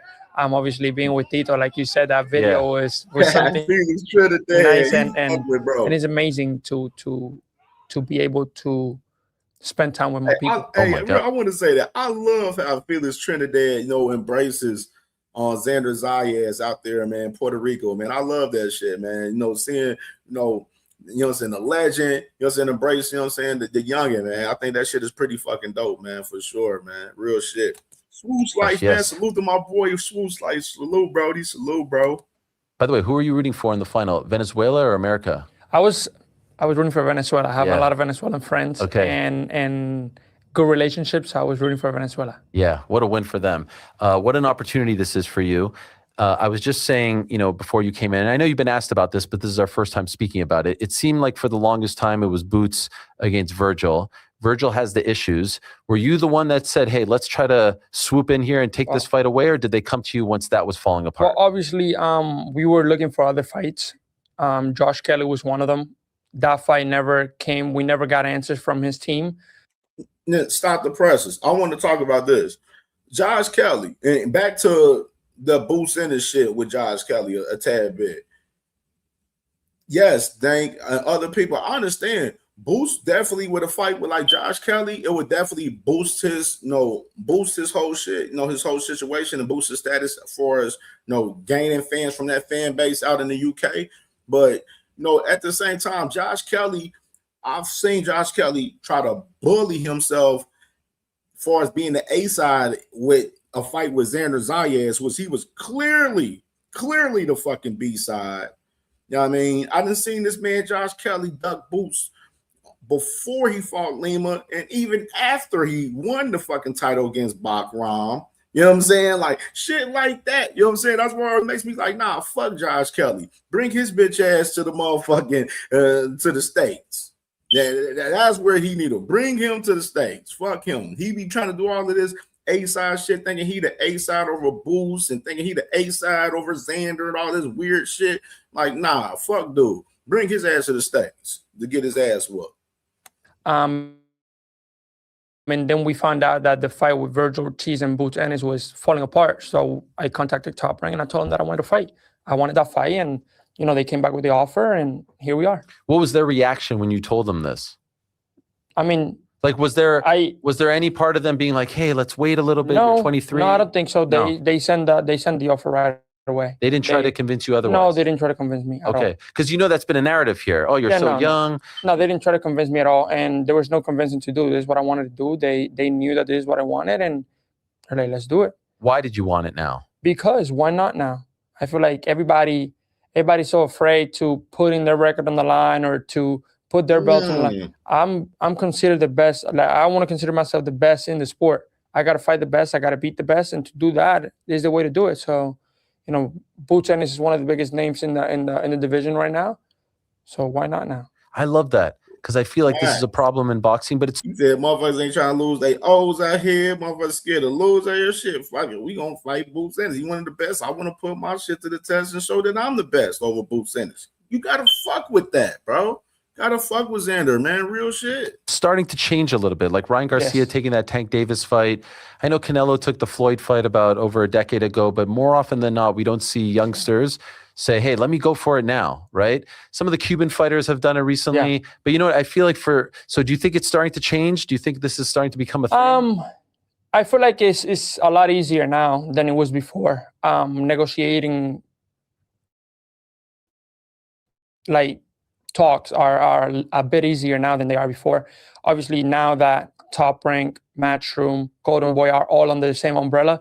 I think it should be easier. Yeah. But again, we're just gonna have to wait and see. Your last fight, end of January, January 31st, was actually the same night as that Shakur fight against Teofimo MSG. They're fighting on a big stage. You were like on like YouTube Premium is ad free. Yeah, bro. All right. some channel, like you had to find a stream or something, and it was getting to be a little bit worrisome that Top Rank wasn't securing a new TV deal. Finally, like a month or so later, we found out DAZN. All good. Yeah. Were you starting to get worried? I mean, at the beginning, yeah. Obviously, I was actually the last show with ESPN. That's right. On July 26th or 27th. Yeah, here in New York, here at in New the York. Infosys yes, my Theater. my first world title. And then being there, one of the first shows for, you know, with the programming that they were doing. I feel like that fight, I wasn't so, like, I just needed to get a fight because contractually I needed to get a fight. So that was the only worry that was concerning me. Other than that, I didn't care. I wanted to fight in Puerto Rico, and they found a way, so we made it happen. And you re-signed with them recently, yes, back in April, right? Yes. Did you talk to other promoters? Did you look around? No. It was the right opportunity. It was the right conversations, right talks, right negotiations, and we made the decision. You feel like they've treated you well? Man, they have gotten my career thus far to becoming a unified world champion since I'm 16 years old. They know what they're doing, and I will continue to trust the process. Yeah, man, it's 16, unbelievable. It's unbelievable. Like, did you think it was going to happen this fast for you? Because you say, 16, 23, 7 years, but that you'd be in fights like this, sub 25. For sure. Like, definitely you think about it and you're like, yeah, I want to be a world champion within the first 5-6 years. But that always plays a part, maybe like the pandemic also like put a stop to it. So there were always dreams. There were always like big dreams that I wanted to accomplish. I didn't think it was going to happen before 25 or maybe 24, but it's here, and I'm excited, and I'm living the moment, and I'm enjoying everything about it. And I love that it's happening in New York, yes. Barclays Center. You fought in New York a bunch of times. He's from Philly, so I think the atmosphere is going to be incredible. Man, it's going to be electric. I think it's going to be electric. A lot of people from Puerto Rico are going to be flying in. A lot of Puerto Rican live here already. Yes. A lot of New York fans that love me and show me a lot of love every time I'm in the city. So I know they're going to show up. They're going to show out. And obviously the people from Philly, I feel like it's going to show up and show out too. So it's going to be an electrifying atmosphere. Who do you think will be the fan favorite? Oh, I think it'll be you. I think it'll be me. Because the Philly fans, they're boisterous, they're loud. Sure. But with the Puerto Ricans, it's Puerto totally Ricans and New Yorkers here cheering for me, I feel like it's going to be crazy. I heard you say you have something special planned for the walkout, and I think everyone thinks Bad Bunny, but you've already said no. Yes, not Bad Bunny. He's on tour. Okay. He's on tour. He's doing his thing, and did you even ask, or you? No, you I mean, there's things that you don't ask. There's things that you kind of understand, and like if, for example, I was working on camp and they tell me, hey, can you travel over here to do something? I probably won't do it. So, it was the same thing. I didn't even ask because I knew the answer. I knew it was going to be working. So we look for other people that I'm good with, I'm cool friends with. And the person that is walking me out, I consider him to be one of my biggest, one of my biggest supporters and big brother. Who is it? Surprise? Y'all see Saturday. Because I was going to throw something out there, but it sounds like you already have something planned. Yes, I do. You know who Jose Alvarado is? Yes, I do. Could you imagine if he walked you out? Man, I know. 2 cents. You think Xander look drained? Anybody else think Xander looking drained? I see some people thinking Boots looking drained going into fight week. Interesting. That's why I said it's interesting to see how both fighters look, man, as far as the weight cut for both guys, man, going into fight week. You're at the Nets arena, but he's like the king of New York right now. I know, and he just won the title. Yes. He's Puerto Rican. I don't have a relationship with him. I don't know him. I've never met him before. I would love to meet him. I would love to have a conversation with him. Maybe create that relationship, and in the future we can make it happen. Did you watch the finals? Of course I did. How cool is it to see a Puerto Rican do that for New York? And not just a Puerto Rican, but New York in general. Yeah. Since '99, they weren't in the finals. Yep. It was the same exact finals. Yes. And being able to bring it to the city, I feel like it was needed for everybody, and I'm excited and happy for all the New Yorkers. The vibe here is incredible right now. Man, World Cup here too. Yeah, I thought the city was gonna burn down at some point. I'm like, we might not have a fight. No, you'll be all right. So I was actually thinking it was going to be Jose. So it's a musical act. Yes. Okay, something else. All right. Wow. Okay. No Bad Bunny for Saturday, y'all. No Bad Bunny. But it's something special. It's always something special. Yes. By the way, you said that if they would have asked you to do something during training camp, you would have said no as well. Yeah. If they would have asked you to do the Super Bowl thing during training camp, you would have said no to that? I would have said no. Yeah. Really? No, for sure. Really? Like, and even when they came to me 3 weeks prior to the fight, and I told them, let's focus on the fight, let's win. Okay. And then we focus on everything else. Well, I'll go to the end of the world if you guys want me to, but I got to win first. So the main priority for me is always go out there and do what I do, stay focused in what I have to do. Because at the end, nobody takes the punches for me. Sure. At the end, nobody has to go through the stuff I got to go through. It's only me. Since Steve said probably Daddy Yankee or Fat Joe. Damn, okay. I mean, Fat Joe. That's a possibility, Fat Joe. I don't know. I got to go through that motion. So popped out with I don't take anything for granted. I prepare myself to the highest standards. Is that ever Tim Carey, my boy? Salute to my boy Tim Carey, man. Salute, brother. hard as you continue to get more famous, popular? People are going to be pulling at you to say no to things. No. Because you want to do it all, no? No, to be honest, no. I feel like I'm a very chill guy. Okay. I like to be home. I only you like want to experience all these things. People are probably offering you a bunch of stuff. No, not at all. I feel like everybody offers something and they gonna want something back. That's the rule of life. Okay, you give something and you expect something back. So I try to stay away from people always offering me something. There's relationships that you make that are like special, and you're like, okay, like I want to do it because this guy or this person really wants me to do it. And really, like, for example, that. Hey, if Malanga walking that man Xander out, he gonna lose for sure. Hell nah, Malanga. He better not be no damn Malanga. That opportunity of being in the Super Bowl, I feel like that was something that he really wanted me to be there. So I feel like I needed to be there. But it's not something that is going to take me away from what I have to do. At the end of the day, my job is to step in the ring and be ready. I had heard that you had something on the table, a pretty big sponsorship deal, and it just didn't vibe with your ethics, with your morals, and you turned it down. Yes. Like 6 figures. Like we're talking about big money, yes. Yes. What kind of, you don't have to say the brand, but like what industry? Watch baseball all season. Damn.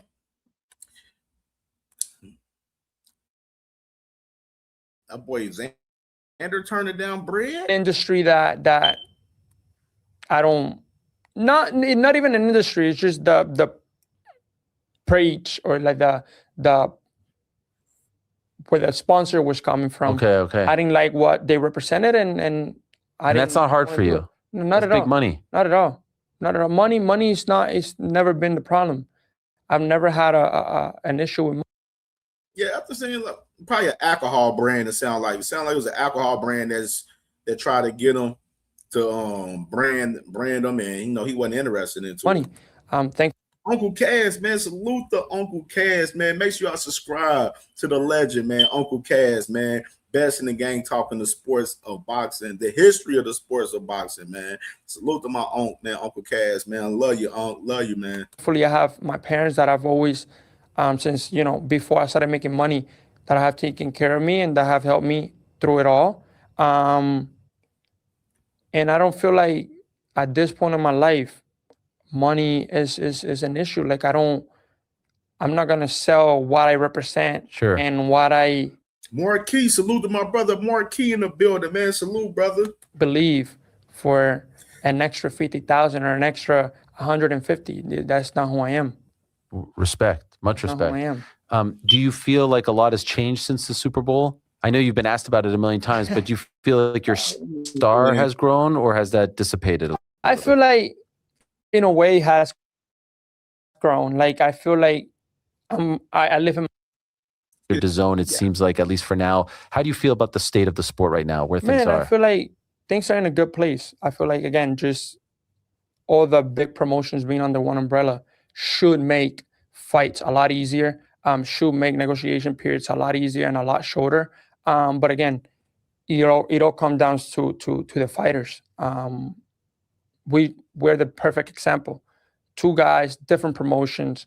We wanted the fight. We made the fight happen. But not every fighter is the same way. Not every fighter is gonna be as easy going towards the fight, and there's nothing we could do. But I feel like right now boxing is in a really good place. You were and see, this is the thing too. I know everybody like, oh, boxing is fucked up. It's this, it's that. But bro, like I said, some of this shit be on some of these fighters, bro, and their teams. You know what I mean? As far as the business, I think us as fans, I think we don't read much into the actual business. That's why we talk about a lot the business of the sport on here on CamJNetwork a lot. Because I think us as fans, I think we have to understand the business on how some of these fights get made. You know what I mean? And like Xander said, it's two fighters that, want to prove that they're great. And, the negotiations wasn't that difficult. You know what I'm saying? The money was right for both guys, and they ended up making it happen. You know what I mean? While you got a lot of these guys, they just talking and stuff. I want to fight this guy. I want to fight that guy. But then they in there fighting the whole Jimmy Joe Blow on a whole nother network and playing around and shit over there and shit, bullshitting around. Like, you know what I mean? Like, it's just too much talking, bro. And I continue to say this every day. Too much talking, not enough action from a lot of these fighters out here. Too much. Like, real shit. Like, motherfuckers is sitting a lot of fucking smoke screens. A lot of smoke screens out here I've been seeing for real over the last 2 months. And it's been nasty, and we've been calling it out every trip. were one of those guys that I thought like Zuffa would 100% want to go after. You're young, you're a champion, you're very marketable. Did they ever reach out to you? I don't know. I don't think so. And I wasn't gonna. You weren't interested? No, I wasn't interested. I mean, I have a good relationship with Top Rank. Everything is working out. Everything is going the way we want. And I knew that, you know, once we started negotiations again with Top Rank, that they were going right. Like, this is where I want to be. This is my family. This is where I grew up. You're loyal. Yeah. I'm a very loyal guy. What do you think of what they're doing? Are you paying attention to what they're doing? No, not much. Not at all. I know that they got like a roster, kind of like the UFC. They have a roster of different weight classes. But no, I haven't been paying attention to the uniforms, all that stuff. No, none of that. I know it's black and white. Yeah. I know it's black. Would you and like white. that? No. You want to like show? For sure. Yeah, I want to show my. You know, when I pick a color, when I pick a uniform, right? I want to show my personality. I want to show a different aspect of the game. So not being able to have like sponsors, that's also money that you lose. Sure. I mean, it seems like Shakur is going to sign with them. Does that surprise you? A little bit, in a way. I mean, Shakur is a great fighter. I think Shakur has great opportunities without needing him. Or to be honest, any promotion, I feel like Shakur is a very talented fighter, and he could be free agent if he wants to and still get big fights. Right. But good for him if he does and if he gets a good deal. I know you've had to do some stuff with Matchroom, like they did some videos with you and whatnot. What has it been like working with them? As they're sort of the lead promoter of this event, right? Yeah, they are the lead promoter. No, they've been good. They've been great people. They don't get in my way. I don't get in their way. They go out there, do their job. I do my job, and that's about it. So it's been normal. Eddie Hearn, what do you think of him? I've only got a couple times to talk to him, but Eddie Hearn is a great guy, gentlemen. Of course, he has to support his fighter. Blaze, salute to my boy Blaze. But outside of that, he's a great guy. I've been able to talk to him and talk to his team, so they're good people. Do you think he's a good promoter? I feel like he's a good promoter. Yes, I do feel like he's a good promoter. Like the passion, the knowledge. For sure, no, for sure. I mean, going back in history, his dad and all that. Like, I feel like he's a good promoter. He has taken a Matchroom to a very exciting path and level in boxing, and right now is again one of the biggest promotions in boxing. I know when the fight was first announced, Dark Kent, salute to my brody. Dark Kent, man, salute, bro. Tickets were selling very quickly. In the end, did they sell out yet? Do you know? I don't know. I haven't checked. It seems like it was very close. Yeah, they did say that they were expecting a sold out house, 17,000. Crazy, man. Yeah, Barclays. Yeah, unbelievable. Was there talks of this being at MSG? Do you know? Yes, it was talks of them being at MSG, but because of the NBA finals, and I also had the day for June. Like this day was already my day, but in Puerto Rico, all we had to do was switch location because of the fight. So they couldn't do June 20th. Okay. Was there talk of this fight happening in Puerto Rico? No, not this one in This one. specific. You had another one. Another fight. Who was that against? We didn't have a name yet. Okay. We were looking for opponents before this came along. Did you guys even try to see if Boots would go to Puerto Rico? No, I feel like it was such a big fight that it needed to be somewhere neutral. And him being from Philly, me being from Puerto Rico, I feel like the neutral ground was New York, and we made it happen. It was pretty easy. This came up just a couple of weeks ago when Amanda Serrano got, I think it was, she tied Christy Martin's record for 32 stoppages, which is the record for a female boxer, 49th pro win. Is she the greatest Puerto Rican fighter of all time? Man, that's a very hard question. And, Yeah, I know. And again, that's very that's an opinion that everybody's going to be different. She's definitely the greatest female fighter. 100%. Right now in the world. Only undisputed. But Puerto Rican is hard, man, because it's such a rich. Who's your pick? Can I ask, or is it too controversial? I'll say Miguel Cotto. That's who I grew up watching, but a lot of people say Tito Trinidad, Wilfredo Benitez, Wilfredo Gomez. I mean, there's a lot of big names in Puerto Rico, so it's hard for me to just pick one. Amanda Serrano is my big sister, and I love her so much. But it's such a long list of fighters that I can't name one as just the greatest. You know. So when you were a kid, Miguel was your guy? Respect, Miguel was man. my guy. I was born in 02, man. Okay. So, you know what I'm saying? Xander got respect for some of the OGs, man. You gotta love it. I love it. so like you grew up with Yes, I grew up with him. What's your relationship like with him? Man, Miguel Cotto is a great guy.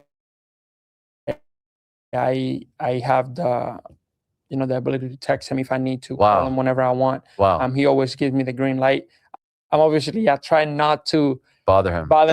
Fundora is a good fighter. I mean, he's a champion for a reason. He's earned everything he's gotten. So, good fighter. Not great. No, not great. Why not? I mean, there's a lot of flaws in his games. There's a lot of things that. Like what? Like, I mean, not too long ago, that's when he started using the jab. Being 6'5", I would have been using my jab my whole life. Yeah. His boxing skills is very, very flat-footed. He likes to fight in the inside. Likes to take a lot. Man, the boy Xander said the boy Fundora flat-footed right there. Hey, he said he sees holes in Fundora's game right there, man. Xander, he's still popping it at Fundora, man. Salute to my boy Coach Eddie, man. Salute Coach Eddie. The damage. I mean, there's a lot of flaws in his games that maybe people, casual fans, don't see, but I do see. But he's a good fighter. Selling on eBay. Interesting.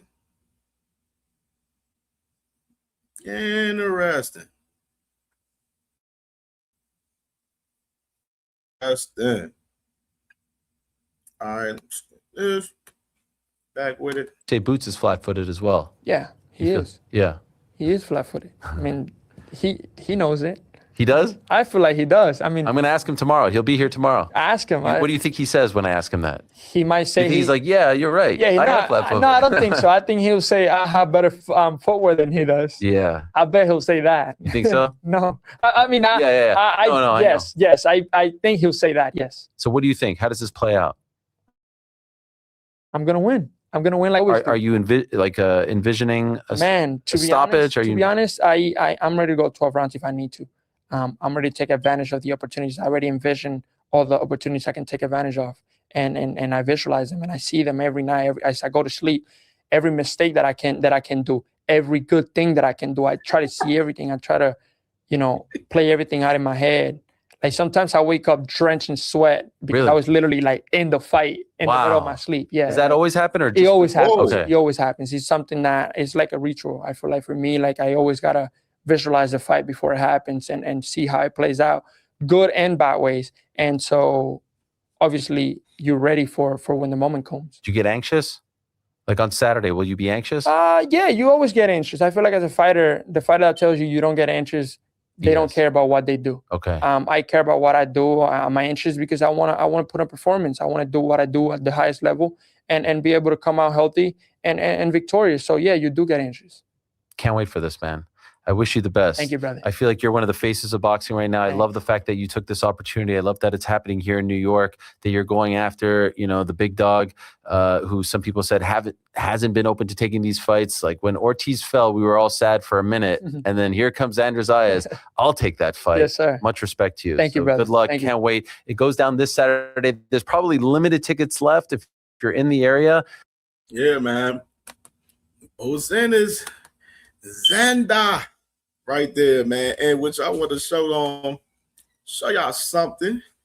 Let's see on FanDuel what's going on right now. As a matter of fact, let's do a little commercial, yeah. Listen. Greatness is a word people throw around like it means nothing. But to us, it means everything. It's the standard, and it only belongs to those who rise above expectation. You can't buy that shit. Greatness lives somewhere colder, and that destination is far. That road is long, that road is lonely, and the cost is real. If it was easy, shit, everybody be great. So I'm asking you, do you want it? Do you need it? Will you do what others won't so you become what others can't? Will you sacrifice everything to stand with the greats? Then remember this, greatness is never given. And the pursuit, well, the pursuit is all we have.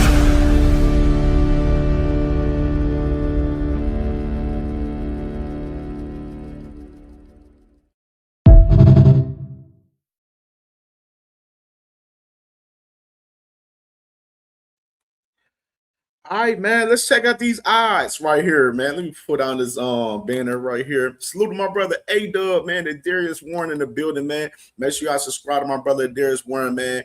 Doing amazing content on the basketball side, man. Subscribe to my brother, man. Get his subs up, man. If y'all not subscribed, man, for sure, that's family. All right. Here go the odds right here, man. Right now, currently on FanDuel right here, right now, which is obviously you got Boost Ennis minus 480 to Xander Zayas plus 330 right here. Now you see the method of victory. Obviously, they have the draw for plus 1,500, and they have for Xander Zayas knockout plus 950, points or decision plus 490, and points or decision for Bucenis plus 250, and the knockout is minus 135 for Bucenis, man. What is y'all thoughts? What is y'all thoughts in the comments right there? If y'all looking at how FanDuel has it right there, right, pretty much they're in belief that the man Bucenis is going to get the stoppage. That's what Vegas pretty much has it. And then if y'all pretty much looking at let's go to will the fight go the distance? Will the fight go the distance? They have yes as plus 118. They have no as 158. Far as if the fight would go to the distance, which they pretty much Vegas is believing, like I said, with the Bucenis method of victory for us knockout, they're believing that this fight would not go to distance. They got a to win in 60 seconds option on there. That's worthless. I don't see nobody. I don't see either guy getting stopped in the fucking first round. I just don't see it. Total rounds in the fight, they have an over and under for 10.5.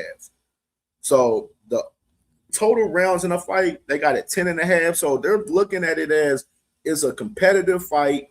Going into the later rounds in the fight, that Bucenis will break Xander down and probably get the stoppage. In the late rounds of the fight on Xander. That's what Vegas is from FanDuel in particular is pretty much saying. As far as the over and under being 10.5. What round would the fight end? They got that stat. They said, what round would a fight end? Which is interesting. 8th round is plus 950. Then you see the 9th round plus 1,000, 20th plus 1,200. Those 3 rounds right there, and you can even add the inclusion of the 7th round, 7th through 10th on FanDuel is like the good sweet spots to pick for as what round the fight will end right there. So you have that right there for us this fight. To be knocked down. It's funny. They got Xander Zayas minus 142, Zeron Ennis plus 690 for us to be knocked down. So they got that stat right there for us, these two guys.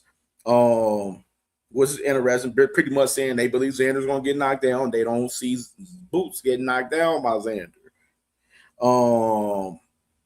Will both fighters get knocked down? They said it's a plus 1,600 on yes right there for us that. Total knockdowns. Interesting. They got for 1 is minus 185. For 2 is plus 130. 3 is plus 500.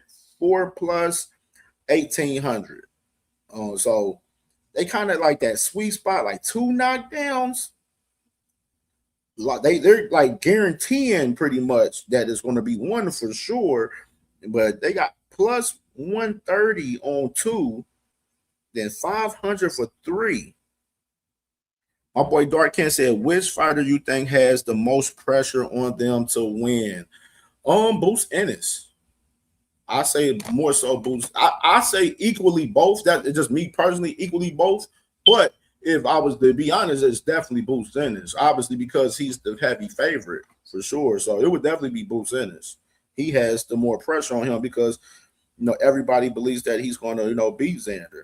Now it's interesting looking at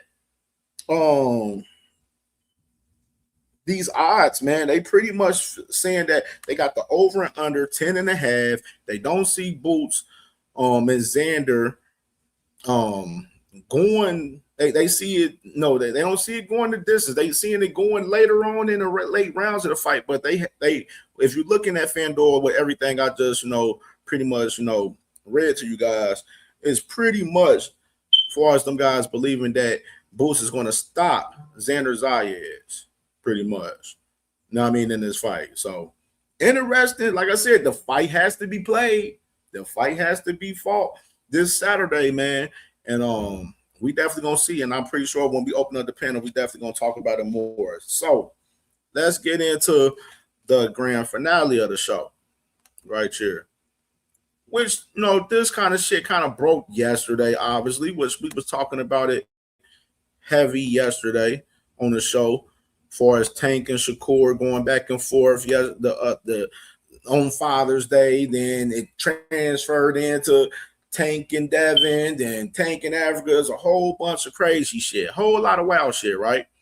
And so then yesterday we had like the developments of Tank pushing the envelope on a fight with Devin Haney, pretty much. The man. Which we got all that content, so I actually uploaded it to my YouTube and put it as a video like I did with all of those tweets from Shakur yesterday. And we're going to react to it that way once again because it was just too many tweets for me to sit there and just break down and put in my StreamYard. You know what I'm saying? As far as my files on my StreamYard. So I was like, nah, I just got to break it down to a video. And we'll react to it the same way like we did the other day. So let me go ahead and get it. All right.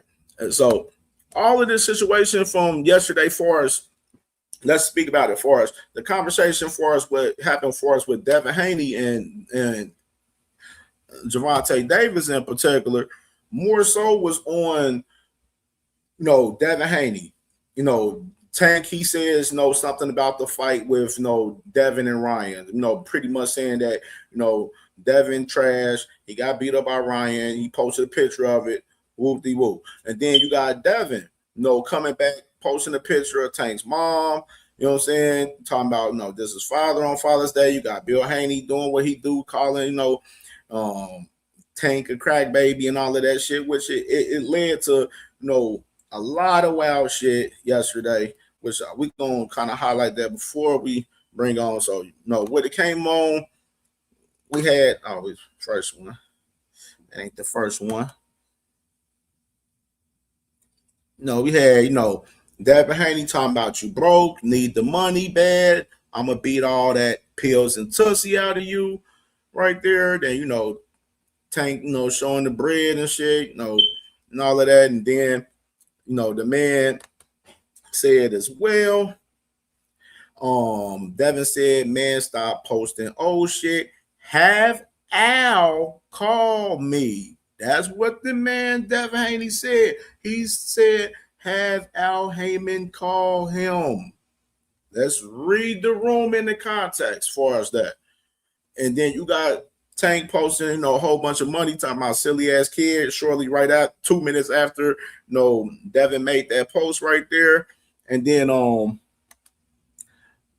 motherfucker was like this. Tank says, I'm going for big nose. Let's get it on, which is, we obviously know who the hell that is, which is Mr. Devin Haney. And then, motherfucker asks Tank, when is the next fight? We waiting. Tank says, trying to lock one in right now. I'm trying to see what's really good. So you got Tank right there saying that, trying to lock in the fight, seeing what's popping. And then after that, obviously, Devin Haney comes out, says, I think Gervonta grew some balls. His team reached out. We might just end up fighting. A laughing emoji. Then God says, don't let him send no rehydration bullshit. Devin said, never. I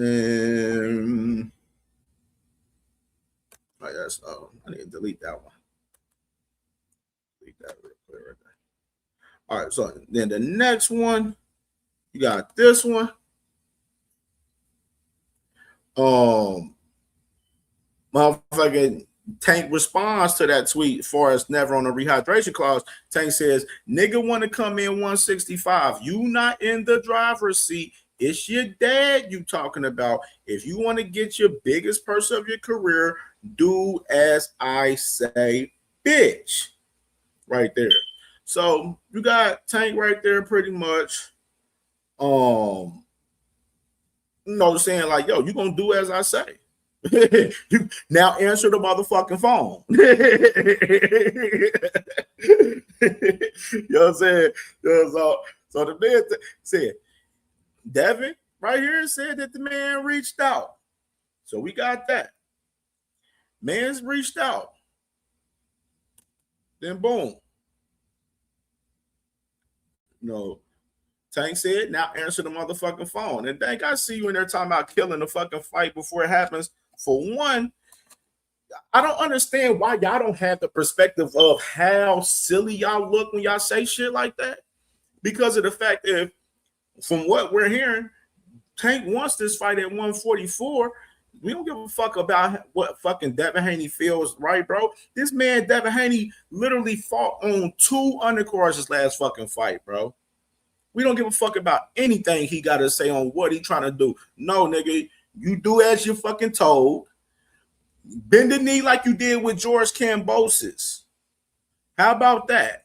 Because that's what the fuck we seen. Bend the knee like you did last year before you was about to fight on Black Prom when your man Turkey had you fight on Ryan's undercard. You bended the knee in that situation where you fought on Ryan's undercard.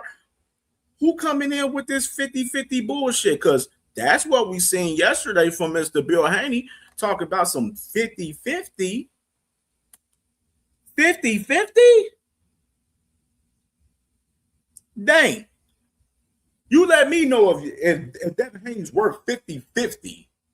He didn't even take 50-50 with Ryan Garcia. What the fuck do he think he would take 50-50 in a fight with Tank Davis? Yeah, dang. You talking about fucking the fight up? No, your guy's fucking the fight up.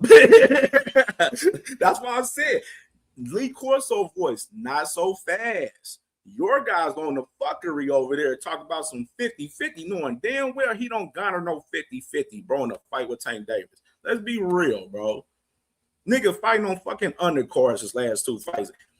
Last main event was Ryan Garcia, a guy that Tank was the A side over and beat already. So that not like I said, he do as the fuck he's supposed to be told. That's what the fuck's supposed to be going on. Nah, that ain't no trying. That wasn't even worth trying. That was worthless to try. All right, so let me get up on this shit. So we got all of this shit right here. All right, so that's it right there for us. Trying to log one in here now. All right, let's go. Bill Haney said Bill Haney a bitch too. He came to my job in Vegas and left a $10 tip. I took an L on his table, bro. He was off the paddle too. Tank says, "Damn word." Yeah, bro. All right, let's go to the next one. You got that. You know that I just reviewed that. Now answer the phone. And Bill, this right. Look at Bill. Man, look at this. Now, this is where the shit gonna get crazy right here. Because this is how the loot. Dank, I want you to see this, Dank, and 8K, bro. See this for what it is. Look at Bill Haney's tweet right there. He said, "Yes, this will be your biggest payday, G Money. Do as we agree sounds fair." What the fuck is Bill talking about? How much? What mountain of coke is fucking Bill Haney doing right now? Bill Haney and Devin is trying to outprice themselves like they did before in other fights this year against Tank right now. They making the fight not fucking happen, Tank, and you talking about Tank. I'm laughing at y'all niggas, man. Y'all niggas make me sick with y'all dumbass talking points, bro. Y'all really do.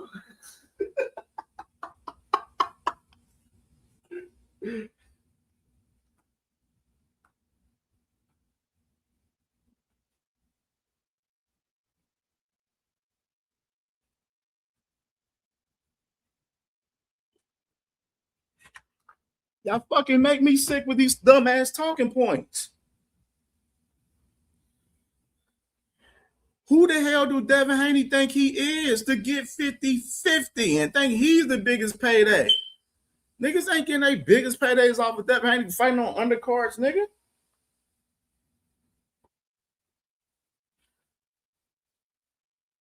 Last time I checked, the Haneys, they be at motherfucking Tank fights. Tank don't be at they fights, just like Shakur be at Tank fights, and Tank don't be at Shakur fights either. That boy, Tank said, "You getting smacked too. Coke gonna come out your nose right there."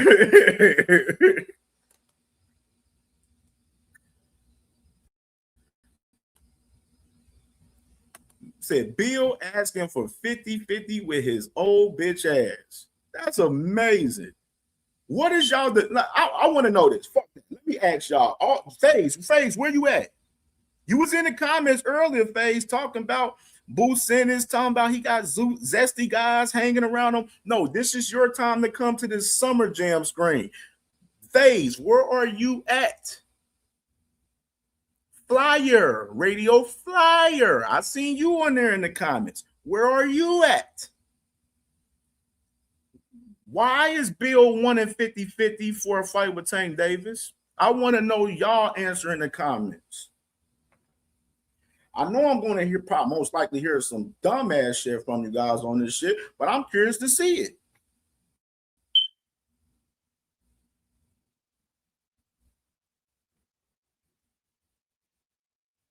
I'm curious to see it. FaZe, we got motion. FaZe, stop it. What motion? Y'all went from trying to fight. It went from Rolly not happening. I talk about Ryan not happen as well. Do I need to remind y'all about the Ryan shit a little bit? I think we can do that. We can do that. Do. Nigga, I'm gonna keep fighting, but if they do that, they know, I know they some hoes.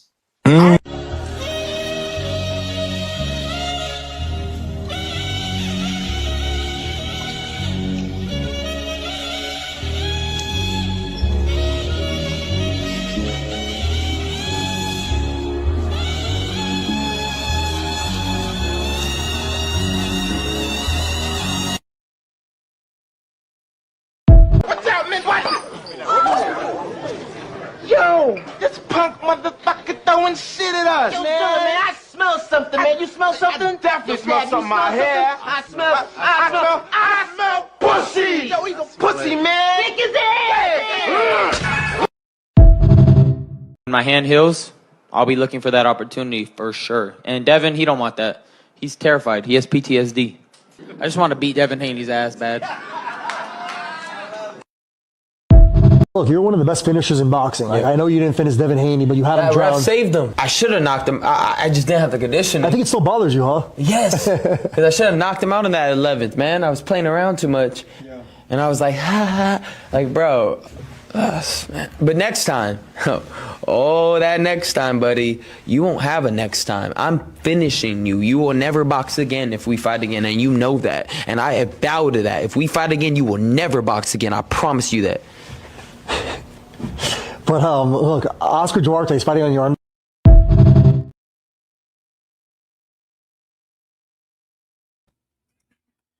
Yeah, well, we seen how that went. Does it? Same guy asking for 50-50 didn't get 50-50 against Ryan Garcia. Like, come on, y'all make this make sense to me. You know what I mean? Big Coop, I see you in the building, bro. Salute. He's asking for 50-50, and he ain't even get 50-50 with Ryan Garcia. Y'all make the truth of the matter, the man, Devin Haney them is killing the fucking fight right now. Hey, and ain't it so ironic how Bill and Devin jumped on the Tank fight and just said fuck Shakur? Ain't it ironic? How ironic is that? Or the fact that these niggas was talking about, oh, they've been pressing Shakur the last fucking 2-3 weeks. They've been pressing Shakur the last 2-3 weeks, and they just said, fuck Shakur. We want the Tank fight.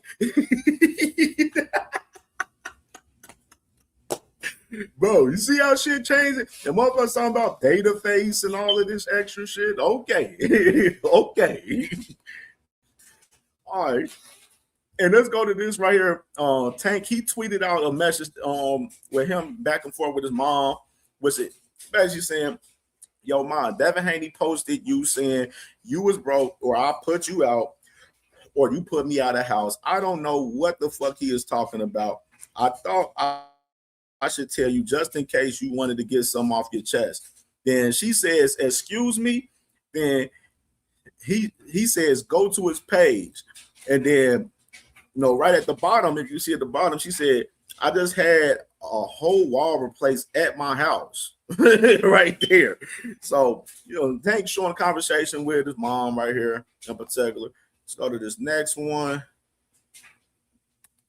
All right, this right here. Obviously, we had the whole conversation about Tank as far as Calvin and everything the other day and stuff. Of course, my guy Knockout, he spoke about Jose Benavidez recently as far as Tank in general. Abraham Gonzalez, one of my guys, man, journalist, he followed up behind it and putting out that report. Was a lot of people, even though Tank was asked about Jose Benavidez Sr., saying how's training going with him, and Tank said great, whatever, you know what I mean? So interesting dynamic on it. We'll see. We should see how this shit plays out. I'm still kind of like, we'll see how this works. I know Jose Benavidez, David Benavidez, great work as far as that in general. Interesting to see how that shit plays as far as that, if that's the right fit or whatever. or if Calvin's not going to be the picture 100%. It's like right now, like I said the other day, for us, Calvin and Tank, they're not on one accord. They need to get on one accord, whether they're working together or not. They need to get that shit together. More so, Tank needs to get that shit together and patch that shit up with Calvin, whatever the fuck is going on with those two guys. I mean, in general. So I ain't gonna say much about that for us, that in particular from there. But this next one. All right, so this is where now this goes into Tank with Richards and Hitchens right here. And Richards and Hitchens posted this picture of sparring right here. Where Tank posted this picture of sparring, he said, Buddy don't even know how to throw a body shot. And the person he's sparring is dog shit. So you got Tank going there, Africa right here, talking about dude don't even know how to throw a right body shot for real. And the dude that he was sparring was ass. And then you got this. You got this. All right, we're gonna read from the bottom right here. You got he dude said, and he was splitting hookahs and starlets with no section. So you got this dude on Twitter saying that the boy Richards and Hitchens was splitting hookahs with cats and didn't even have a VIP section up there in the club Starlets out there in New York, man. And then Tank responds and says he's a thotty. He loved to smoke hookah and freeload. So you got Tank right here talking crazy about this man. Then the man Richardson he finally responds to Tank. He said, no draws, no stains on my record, buddy. And the nigga I'm sparring 160 pounder, you would never get in the ring with. He will break you up. Then Tank says, shut up. You sound stupid. You back up sparring, bitch. Reason why your career going the way it's going. Your mouth louder than your career. Where you lost me. Talking about streets need you. Bitch, you not dropping shit. Jab, move, bitch. So you got Tank Africa going at it, talking about Africa saying I ain't got no draws or stains on my record and stuff, and saying that the 160-pound dude I was sparring, you wouldn't even get in the ring with, he'll break you up. Then motherfucker talk about, nigga, all you do is talk this sparring shit, and that's why your career is where it's at right now, nigga. You talking more than you fucking actually fighting, nigga. You know what I'm saying? And which is real shit. Africa really has no dog in this fight, bro. Real shit. You looking super crazy over here right now, Africa. Super crazy, bro. You almost didn't take the Ricardo Salas Rodriguez fight. You declined that fight. Then them boys Zufa say, no, you're gonna fight this motherfucker. So Africa right there, you know what I'm saying? He got this little thing where I seen, and I got some other tweets from Africa. Africa was going back and forth with Devin Saturday, which I got like 6, 7, 8 tweets from Africa, going back and forth with Devin. Where I'm like, Africa, you can't talk shit to Devin, bro. Like Devin is actually he's been active. He's been fighting motherfuckers. Africa, you ain't doing nothing for real. Like, you know what I'm saying? Africa can't be sitting up here talking to guys like Tank and Devin and stuff, bro. You're not on their level. You're not on their level to be talking with them guys, bro. Like, Africa ain't doing shit. Like, he's not doing nothing. He over there, like, in the belt was the best thing he had in his damn career, and he don't even have that now because he over there at Zuffa. So I don't understand why, Africa, where his stance, where, like, he's trying to talk like he's been doing amazing shit. He hasn't done shit for real. Go work on your jab. All you do is throw that left hand all night. Niggas, step your comp. You made a living off knocking out bum ass niggas with the left hand. The minute a nigga took that away, your soft ass took a knee. Ain't know what to do. Good shit right there, Africa. Okay, good comeback. I like that. Okay. He said, you made a living off of knocking out bum ass niggas with that left hand, and then nigga took it away from you, and you was on knee timing out there. Africa popping his shit right here. Okay, touche, nigga. And then motherfucker Tank responds. He says, "You in sparring, slapping, practice make perfect. You miles away from my level. You a decent fighter. That's it. No inside work, none of that. Or your big bro. You literally a nobody. You haven't done nothing since you became pro right there." So you got Tank responding right there, talking about basically pretty much saying some of the shit I was saying, like, nigga, Africa really ain't did shit for real besides get that strap for real. And that's just the reality of it, bro. It ain't really fucking rocket scientists know this shit. Niggas not fighting Duarte. Nigga done turned down a fight with Keyshawn Davis. Nigga done turned down a fight with Jermaine Ortiz. Like, he's turning down significant fights. But then he want to go fight niggas that nobody cares.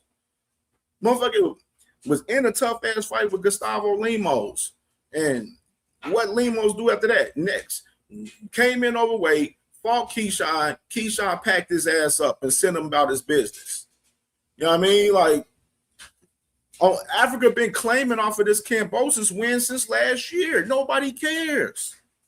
Nobody cares. So let's go to the next one.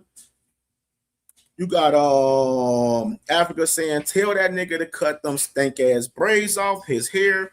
We ain't trying to hear nothing about no hair grease coming in your eye." Right there. Good comeback right there from Africa right there, trying to cook right there. Okay, Africa trying to come up and cook a little bit. The other day, he was just getting cooked, and he was still trying to be friendly and shit with Tank and shit. Now he trying to, pop his shit and grow some balls and pop his shit a little bit. I like it right there, Africa. Finally, for once, you want to grow some balls and actually pop some shit, some real shit. Tank says, had you growing your hair, goofy ass nigga, you, Devin, Scooter, and the rest of y'all all try to dress up like me. I'm the head honcho. Y'all all look up to that. Got a little light now, want to act different. Soft ass kids. Basically saying, no, Richardson Hitchens, which that nigga did have braids at one point. He was growing his hair. That nigga was braiding his hair and shit. You got Devin, you know what I'm saying? He talking about Scooter, the cool boy, which I seen a lot of people yesterday try to misconstrue this a little bit, thinking that Tank was talking about Scooter Davis. No, he was not talking about Scooter Davis. He was talking about Scooter Cool Boy. And then right here, you see it right here, it says, "My nigga Scooter caught a stray. Scooter really F with you." And then Tank says, "No, the one from Philly." So he talking about Stephen Foden, like I said. And then had this right here. Motherfucker said, "Respectfully, don't put me in that." My boy Scooter, he said, "Y'all know he not talking about me. I haven't even popped out on the fashion yet, so please leave me alone while I focus on the biggest fight of my life." Then Tank responds, he says, "Never about you, bro," talking to Scooter. Then Scooter says, "And this why I would never go against you, HB," right there, responding to Tank. So clear that up far as that. And then go to the next one. You got Africa responding back again. Africa says that the nigga that confirms you a booty boy had you dressing up ever since you broke up. Your fits been trash, pussy hole, and we don't hear nothing about no hair grease in your eye, nigga. Bite down next time. You tough, right? I don't know that. That's, and I don't know Africa, right? That was kind of ass right there. I ain't gonna lie. That was kind of ass.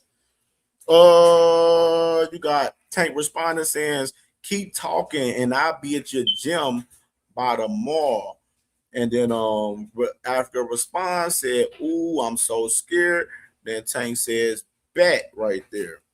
So you got that right there. Let's go to the next one.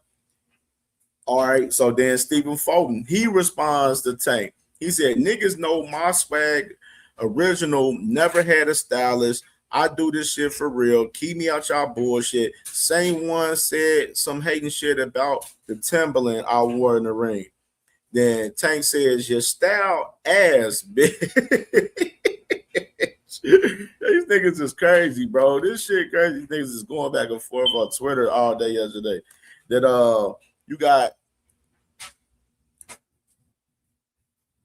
you You got Cool Boy right here responding again. We're gonna do the next one, matter of fact, because that was an extra one I added in there. Oh, you got this. This is funny. Jordan Rhodes right here. Jordan Rhodes, he said, no, he's responding to Scooter.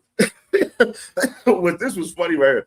Jordan Rhodes, Lamont Rhodes' brother, he responded to Scooter talking about saying, and this is why I would never go against you, HB. Jordan Rhodes said, gay. Then motherfucking Scooter says, bet. Right there. And remember, Jordan Rhodes, he a prospect out there, you know what I'm saying, fighting with No Excuse Promotions, with, you know, Lamont Roach and senior and junior with their promotional company and everything. So now you got Jordan Rhodes trying to add himself into one of the names in the new era of fighters that's coming up. Jordan Rhodes, I'm going to tell you something right now. I'm just going to tell you something real quick. Hey, I'm pretty fucking sure Pro Box TV, your father and them ain't nowhere near gonna put you in that motherfucking ring with Scooter Davis. Nowhere near put you in that ring with Scooter Davis. Because if he was in that ring with Scooter Davis, that man, Jordan Rhodes, bye-bye. He's getting stopped. He's getting packed the fuck up. Jordan Rhodes, cool. He cool little fighter. On some, he like on some Zay Quinn Moses shit a little bit. Probably a little bit better than Zay Quinn probably right now. But him popping that shit at Scooter, no, Scooter will stop you, my nigga. Like he will stop you, my nigga. Jordan Rhodes, no, he will stop you. So, let's go to the next one. Cool Boy, he said, so what's up? What you on? And Tank said, what this mean? What I'm on? Whatever the fuck you on? And got the next one. Lamont comes into play. Tank says, Roach is flat-footed dweeb. He was responding to somebody on Twitter that was saying something to him about Lamont. Then Lamont says, fuck your bitch ass up, though. And so Lamont responded to Tank right here. And then you got this. Tank says, that's why I'm not even responding to his dick sucking ass anymore. He's for sure a dweeb. Then Lamont responds, says, cause you know what I'm on, bitch. In real life, fuck you talking about. That's your best bet. So you got Lamont popping his shit up there about this nigga know what I'm on in real life. Fuck you talking about right there. Pop your shit, Lamont. Pop your shit. Pop your shit. Love it. I love it. And then you got this right here. Motherfucker said Tank made him popular. Roach jumped from 25K IG followers to over 200K after Tank's fight. Then Tank says, that's why I'm not even responding to his dick sucking ass anymore. He's for sure a dweeb. That's what from that. Then he said, buddy, you have your 15 minutes of fame. It's over for you now. Came and went with your overhyped ass. Right here. So you got Tank downplaying fucking Lamont Roach, which I don't like because I'm a real one. I don't like it. And I'm going to say this. We all know you got to get that back. Like I said earlier in the show, with anybody pertaining to close fights or whatsoever, draws like that in particular. Got to get that back. Unanswered questions from both guys. Got to get that back. Obviously, no Lamont Roach. He's about to fight Williams and pay August 1st. We shall see. But ain't no downplaying that shit. I don't want to hear that talk about it. Motherfucker overhyped. Nah, Tank. No, you know what you got to do. You got to handle business right there. You got to still right that wrong. Lamont, you got to prove that you better than Tank still too. So it's still unanswered questions with that fight, just like it is with other fights that we talked about in the past. So not jacking that particular for us. Tank for us the Lamont Rose aspect right there. Now let's go to this. Funny shit right here. Motherfucking, you got. We just gonna start. Tank reposted this shit call Never Forget, who turned their back on you. Then Ray Jackson from Twitter, he says, hold up, y'all really believe Tank is fighting soon? Niggas are dumb as fuck. Then you got Tank saying, what person play about someone going to jail? No real man play like that. But hey, you just a big dirty ass country ass slob that can't properly fit in this forklift. If I go to jail, when I come home, I'll still be richer than you brokey right here. Let's do. Ray Jackson's been going that crazy part, bro. And I'm gonna just tell y'all this, and I spoke about this before as far as Ray Jackson on Twitter. Ray Jackson, big Tank fanatic years ago. Until recent time, until this past year, he made a switch. And now you got Ray Jackson talking about pushing. He's on Twitter pushing that Shakur Stevenson is the face of boxing right now. Is the face of boxing. Right now, Shakur Stevenson, right now, he in the fucking dust right now. Bill Haney done turned his back on him on the damn fight. This man the other day said, oh, yeah, well, we're in real negotiations after declining that he wasn't in negotiations with Devin for 2-3 weeks. Then finally admits that he's in negotiations. Then Tank comes out pressing the gas on the Devin fight. And then motherfucking Shakur's all in the win. He looking like shit. What's up with me? Oh, now they don't want motherfuckers don't want to fight me now. You don't bring shit to the table over no Tank Davis Shakur. That's why the man Devin and them, they trying to get a bag. They trying to get a bag.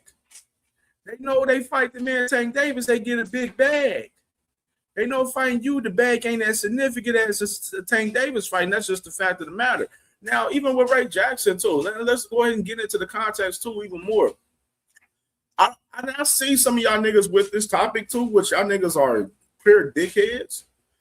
Y'all niggas be wishing jail upon Tank and a lot of these other athletes and stuff for us, they situations, bro. That's just nasty. It's nasty. Y'all don't give niggas their due process, but y'all want other people to give other people due process. You know what I mean? That's why with that specific topic for us, the actual case hasn't really been talked about on CamJNetwork because with any of these guys, you got to let the shit play out with them. You got to let the shit play out. All right, let's go to this next one. But Ray Jackson pushing Shakur, stupid as fuck. Shakur nowhere near the face of boxing. Shakur can't even, like I said yesterday, Shakur can't even crack 1 million views on YouTube on his fight with Teofimo Lopez, bro. Like, come on. Like, no, we're not doing that. That's not even up for debate, bro, at this point.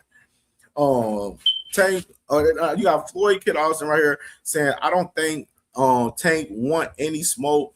Then Tank says, you're at the bottom of the barrel. Work hard. Push.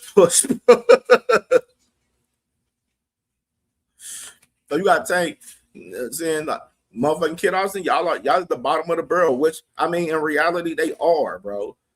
I don't give like don't make us a fuck about them being number one for the WBA. Nigga, y'all niggas about to fight for a fucking interim title pretty much, bro. Y'all not about to fight for the real thing.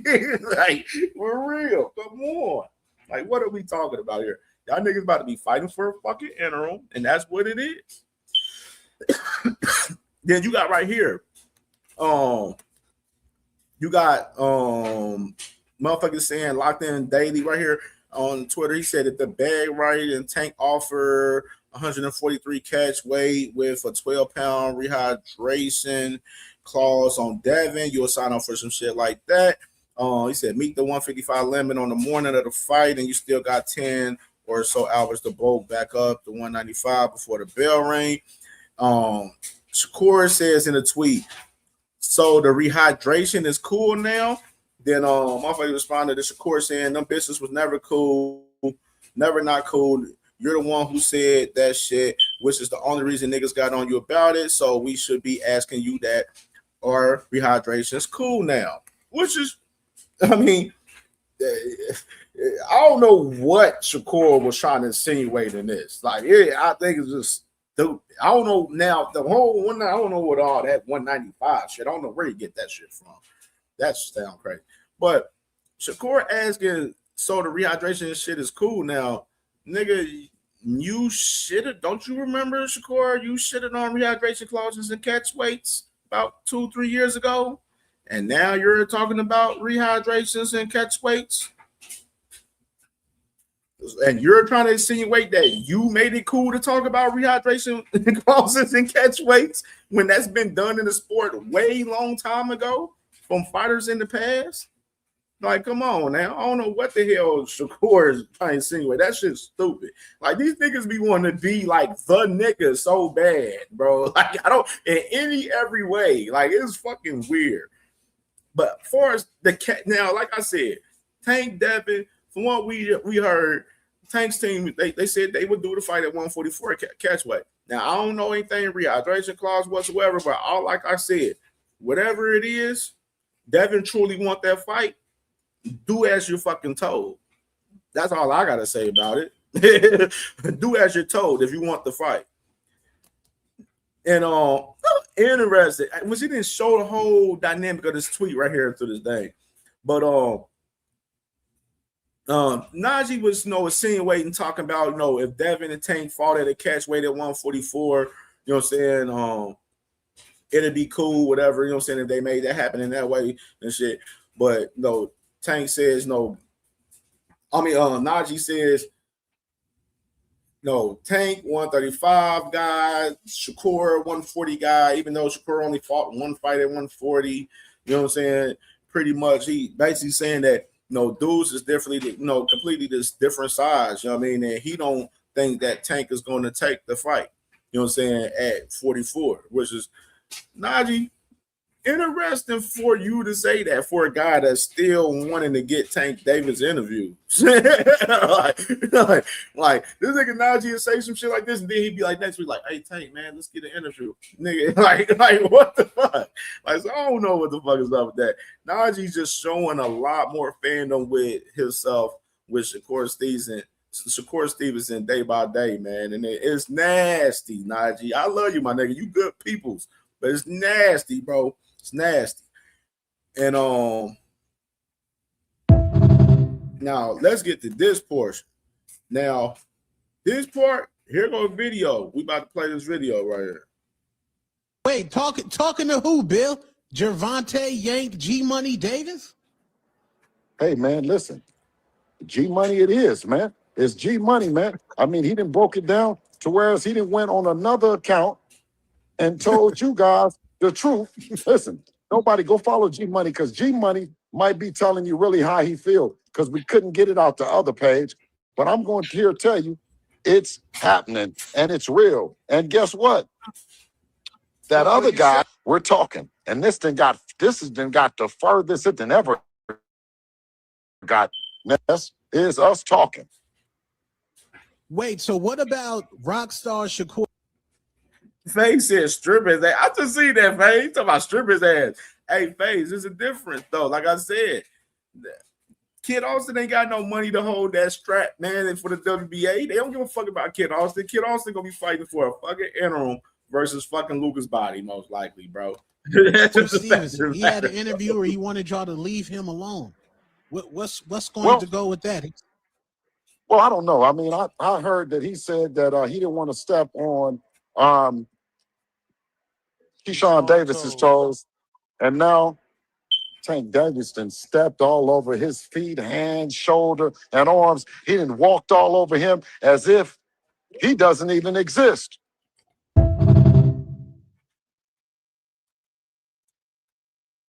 Interesting, right? Hold on, let's run that back. We can run that back real quick.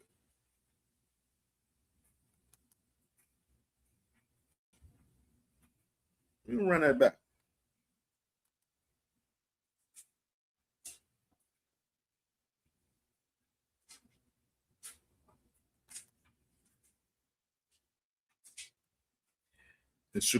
Shakur.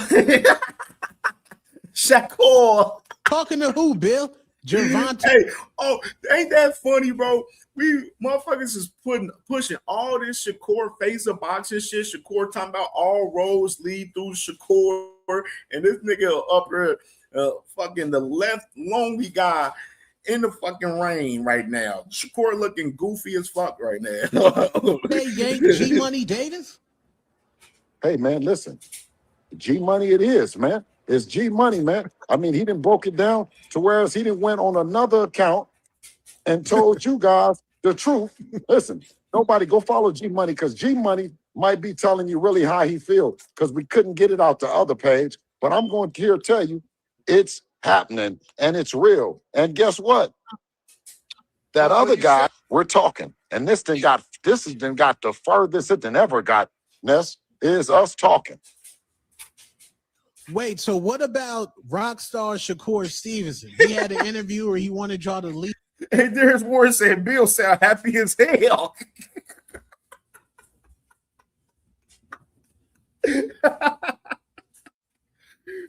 Hey, I'm crying, bro. Leave him alone. What's going to go with that? Well, I don't know. I mean, I heard that he said that he didn't want to step on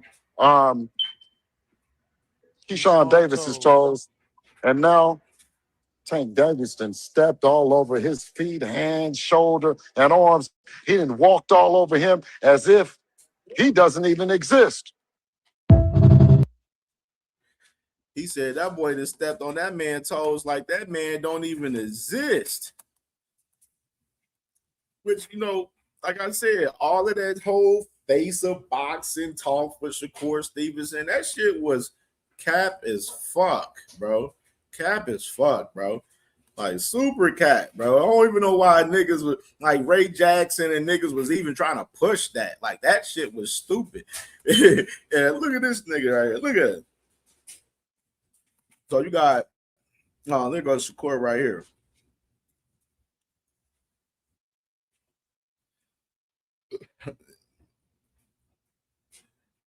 Shakur feeling left out now, man. Shakur in the rain and shit. So, that's the thing. This shit is funny as hell what's going on, bro. You got Tank Davis pressing the issue on Shakur the other day, telling motherfuckers that, oh, we gonna see this motherfucker soon. You know what I mean? And then you got Shakur talking about, oh no, we fought T.O., Devin's next, then you, Tank. You got motherfucking Shakur. He on some Gary Anton Russell shit with him. He trying to save the best for last. And now we got these whole negotiations right now for as Tank's team reaching out to Devin Haney right now. 144, I'm with that. Like I said, do as you're told to get the fight, though, Devin, just like y'all did with Kambosos. No excuses. I don't want to hear shit. And especially y'all the motherfuckers that want to fight the smaller guy. If y'all got a problem with any of the weight issues, then step. Go fight guys in your fucking weight class if you have a problem with it. It's that simple. Like, you know what I'm saying? Like, it's really that simple. Because I've been seeing y'all guys talking about, oh, the weight, if this fight ain't gonna happen because of the weight. It don't fucking matter to me, honestly, at all, for real, honestly, because of the fact that Devin should be fighting niggas in his own fucking weight class anyway. Hello.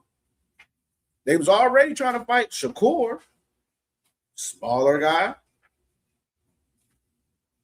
That's why Shakur called him pussy the other day. You know what I'm saying? Like, they're not trying to fight the guys in their weight class. They're not trying to fight the guys that's at 54. You know what I'm saying? They're trying to fight the smaller guy like they've been doing throughout their whole entire fucking career. Don't care what I said. Like I said, Tank tell you fight here, rehydration clause, whatever, do as you told. If you don't like it, fucking step. Move the fuck on. Go fight on Zuffa and fight fucking Africa, or go fight fucking Conor Ben or whatsoever. Go try to fight Shakur on Zuffa if you're gonna do that. Fucking step. It's that simple. Like, I don't know why y'all niggas make this shit difficult than what it is. Your guy's a champion at 147, trying to fight smaller guys. He got a problem with any of the discussions as far as Tank telling him to do as he told? Step. Go fucking fight fucking Shakur. Go fight fucking Ryan Garcia. How about that? Go fight Ryan Garcia in the rematch. Go fight a champion at 147. Or go fight the winner or challenge the winner of Boots and Xander this Saturday. That's why I say all of these conversations, what y'all niggas talk about, oh, the fight with Tank and Devin ain't gonna happen because of the way, man. Tank, bro, if y'all got an issue with it, don't fucking fight the man. It's that simple, bro. Like, y'all not about to cry wolf to me. Y'all not. Because y'all know this is sorry, but not sorry boxing talk. You know I'm unapologetic. I don't give a fuck about y'all feelings as far as this topic. Y'all know that. FaZe, you being too emotional, bro. Y'all niggas too, like I said earlier in the show, and that's why I'm glad I said what I said. Y'all too emotionally vested into these fighters, bro. It's nasty to see it, bro. Y'all too emotionally invested. Too emotionally invested. If y'all wasn't so emotionally invested, y'all wouldn't be having the opinions and feelings that y'all had towards a lot of this shit.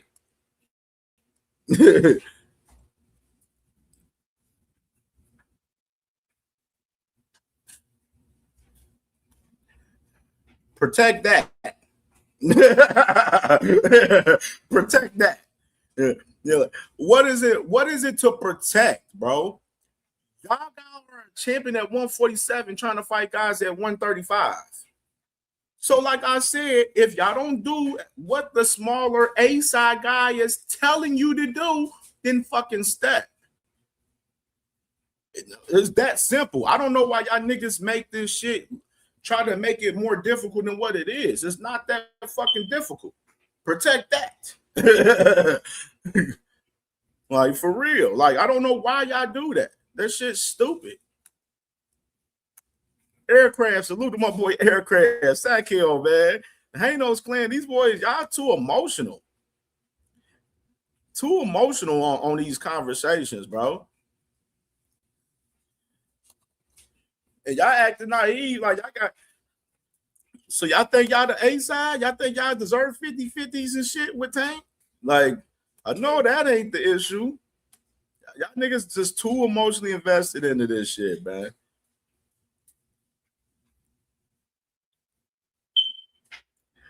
FaZe, shit.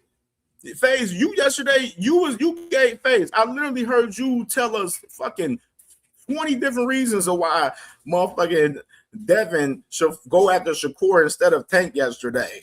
Like, come on, FaZe. I literally heard you try to tell me 20 different reasons of why Devin and Shakur should fight instead of Tank and Shakur. Like, come on. Like, I'm just saying, bro. Y'all niggas crazy. Y'all crazy. All right, man. Let's open up this panel, man. Let's get this shit going. Open up the panel. Link in the comments. Y'all know the rules. And I'll tell you today, if it's any bullshit today, for sure, you niggas is getting clizzed. For sure. Clizzed. For sure. Because I really don't have no tolerance for no disingenuous conversations today. That's just real shit. Really don't have the patience for that today. But let's get it going, though. Let's go ahead and drop this Lizzie. Drop the link. Link is in the comments. Let's pin this, y'all.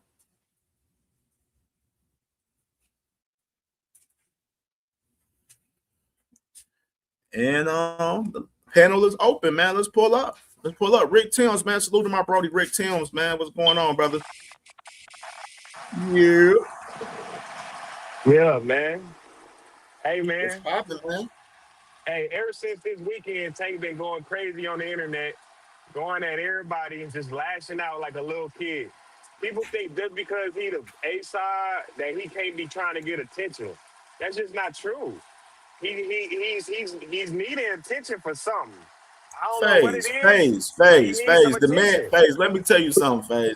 The man barely had 1,000. He had this little account over there that he just made on fucking Twitter. They had like literally 1,000 fucking like 1.3 1.3 followers on that bitch, and that bitch has like 11 some thousand right now, bro. Like you guys are like, come on now. Cloud He got chasing up in and there the guys stirring is shit the up. I cloud. mean, what do you When we've call it literally then? sat, we've call literally sat here. Hold on, I want to say this because this shit is stupid from you guys as far as this cloud chasing narrative. We literally sat there and watched you guys literally try to defend Devin Haney for cloud chasing off of Devin Haney for literally, nigga, the last 10 fucking years, bro. So y'all can't talk no cloud chasing to me when we literally watched Devin Haney and Bill Haney attach their names to Tank throughout their whole fucking career, bro. We're not about to do that. That's not even up for debate, bro. Look at this shit in 4K though. Nah, FaZe. Stop that bullshit, FaZe. Nah, FaZe. Nah, FaZe. Look, hold on, FaZe. Nah, FaZe. Hold The on, bro, because you masses saying a lot of fucking bullshit. Tank, bro. The masses don't care about Devin. The masses, you know what the masses think about FaZe. I'm gonna tell you what the masses think about Devin. They envisioned that Ryan Garcia fight. Everybody envisions that Ryan Garcia fight. The masses. You know, and that's the reality of it.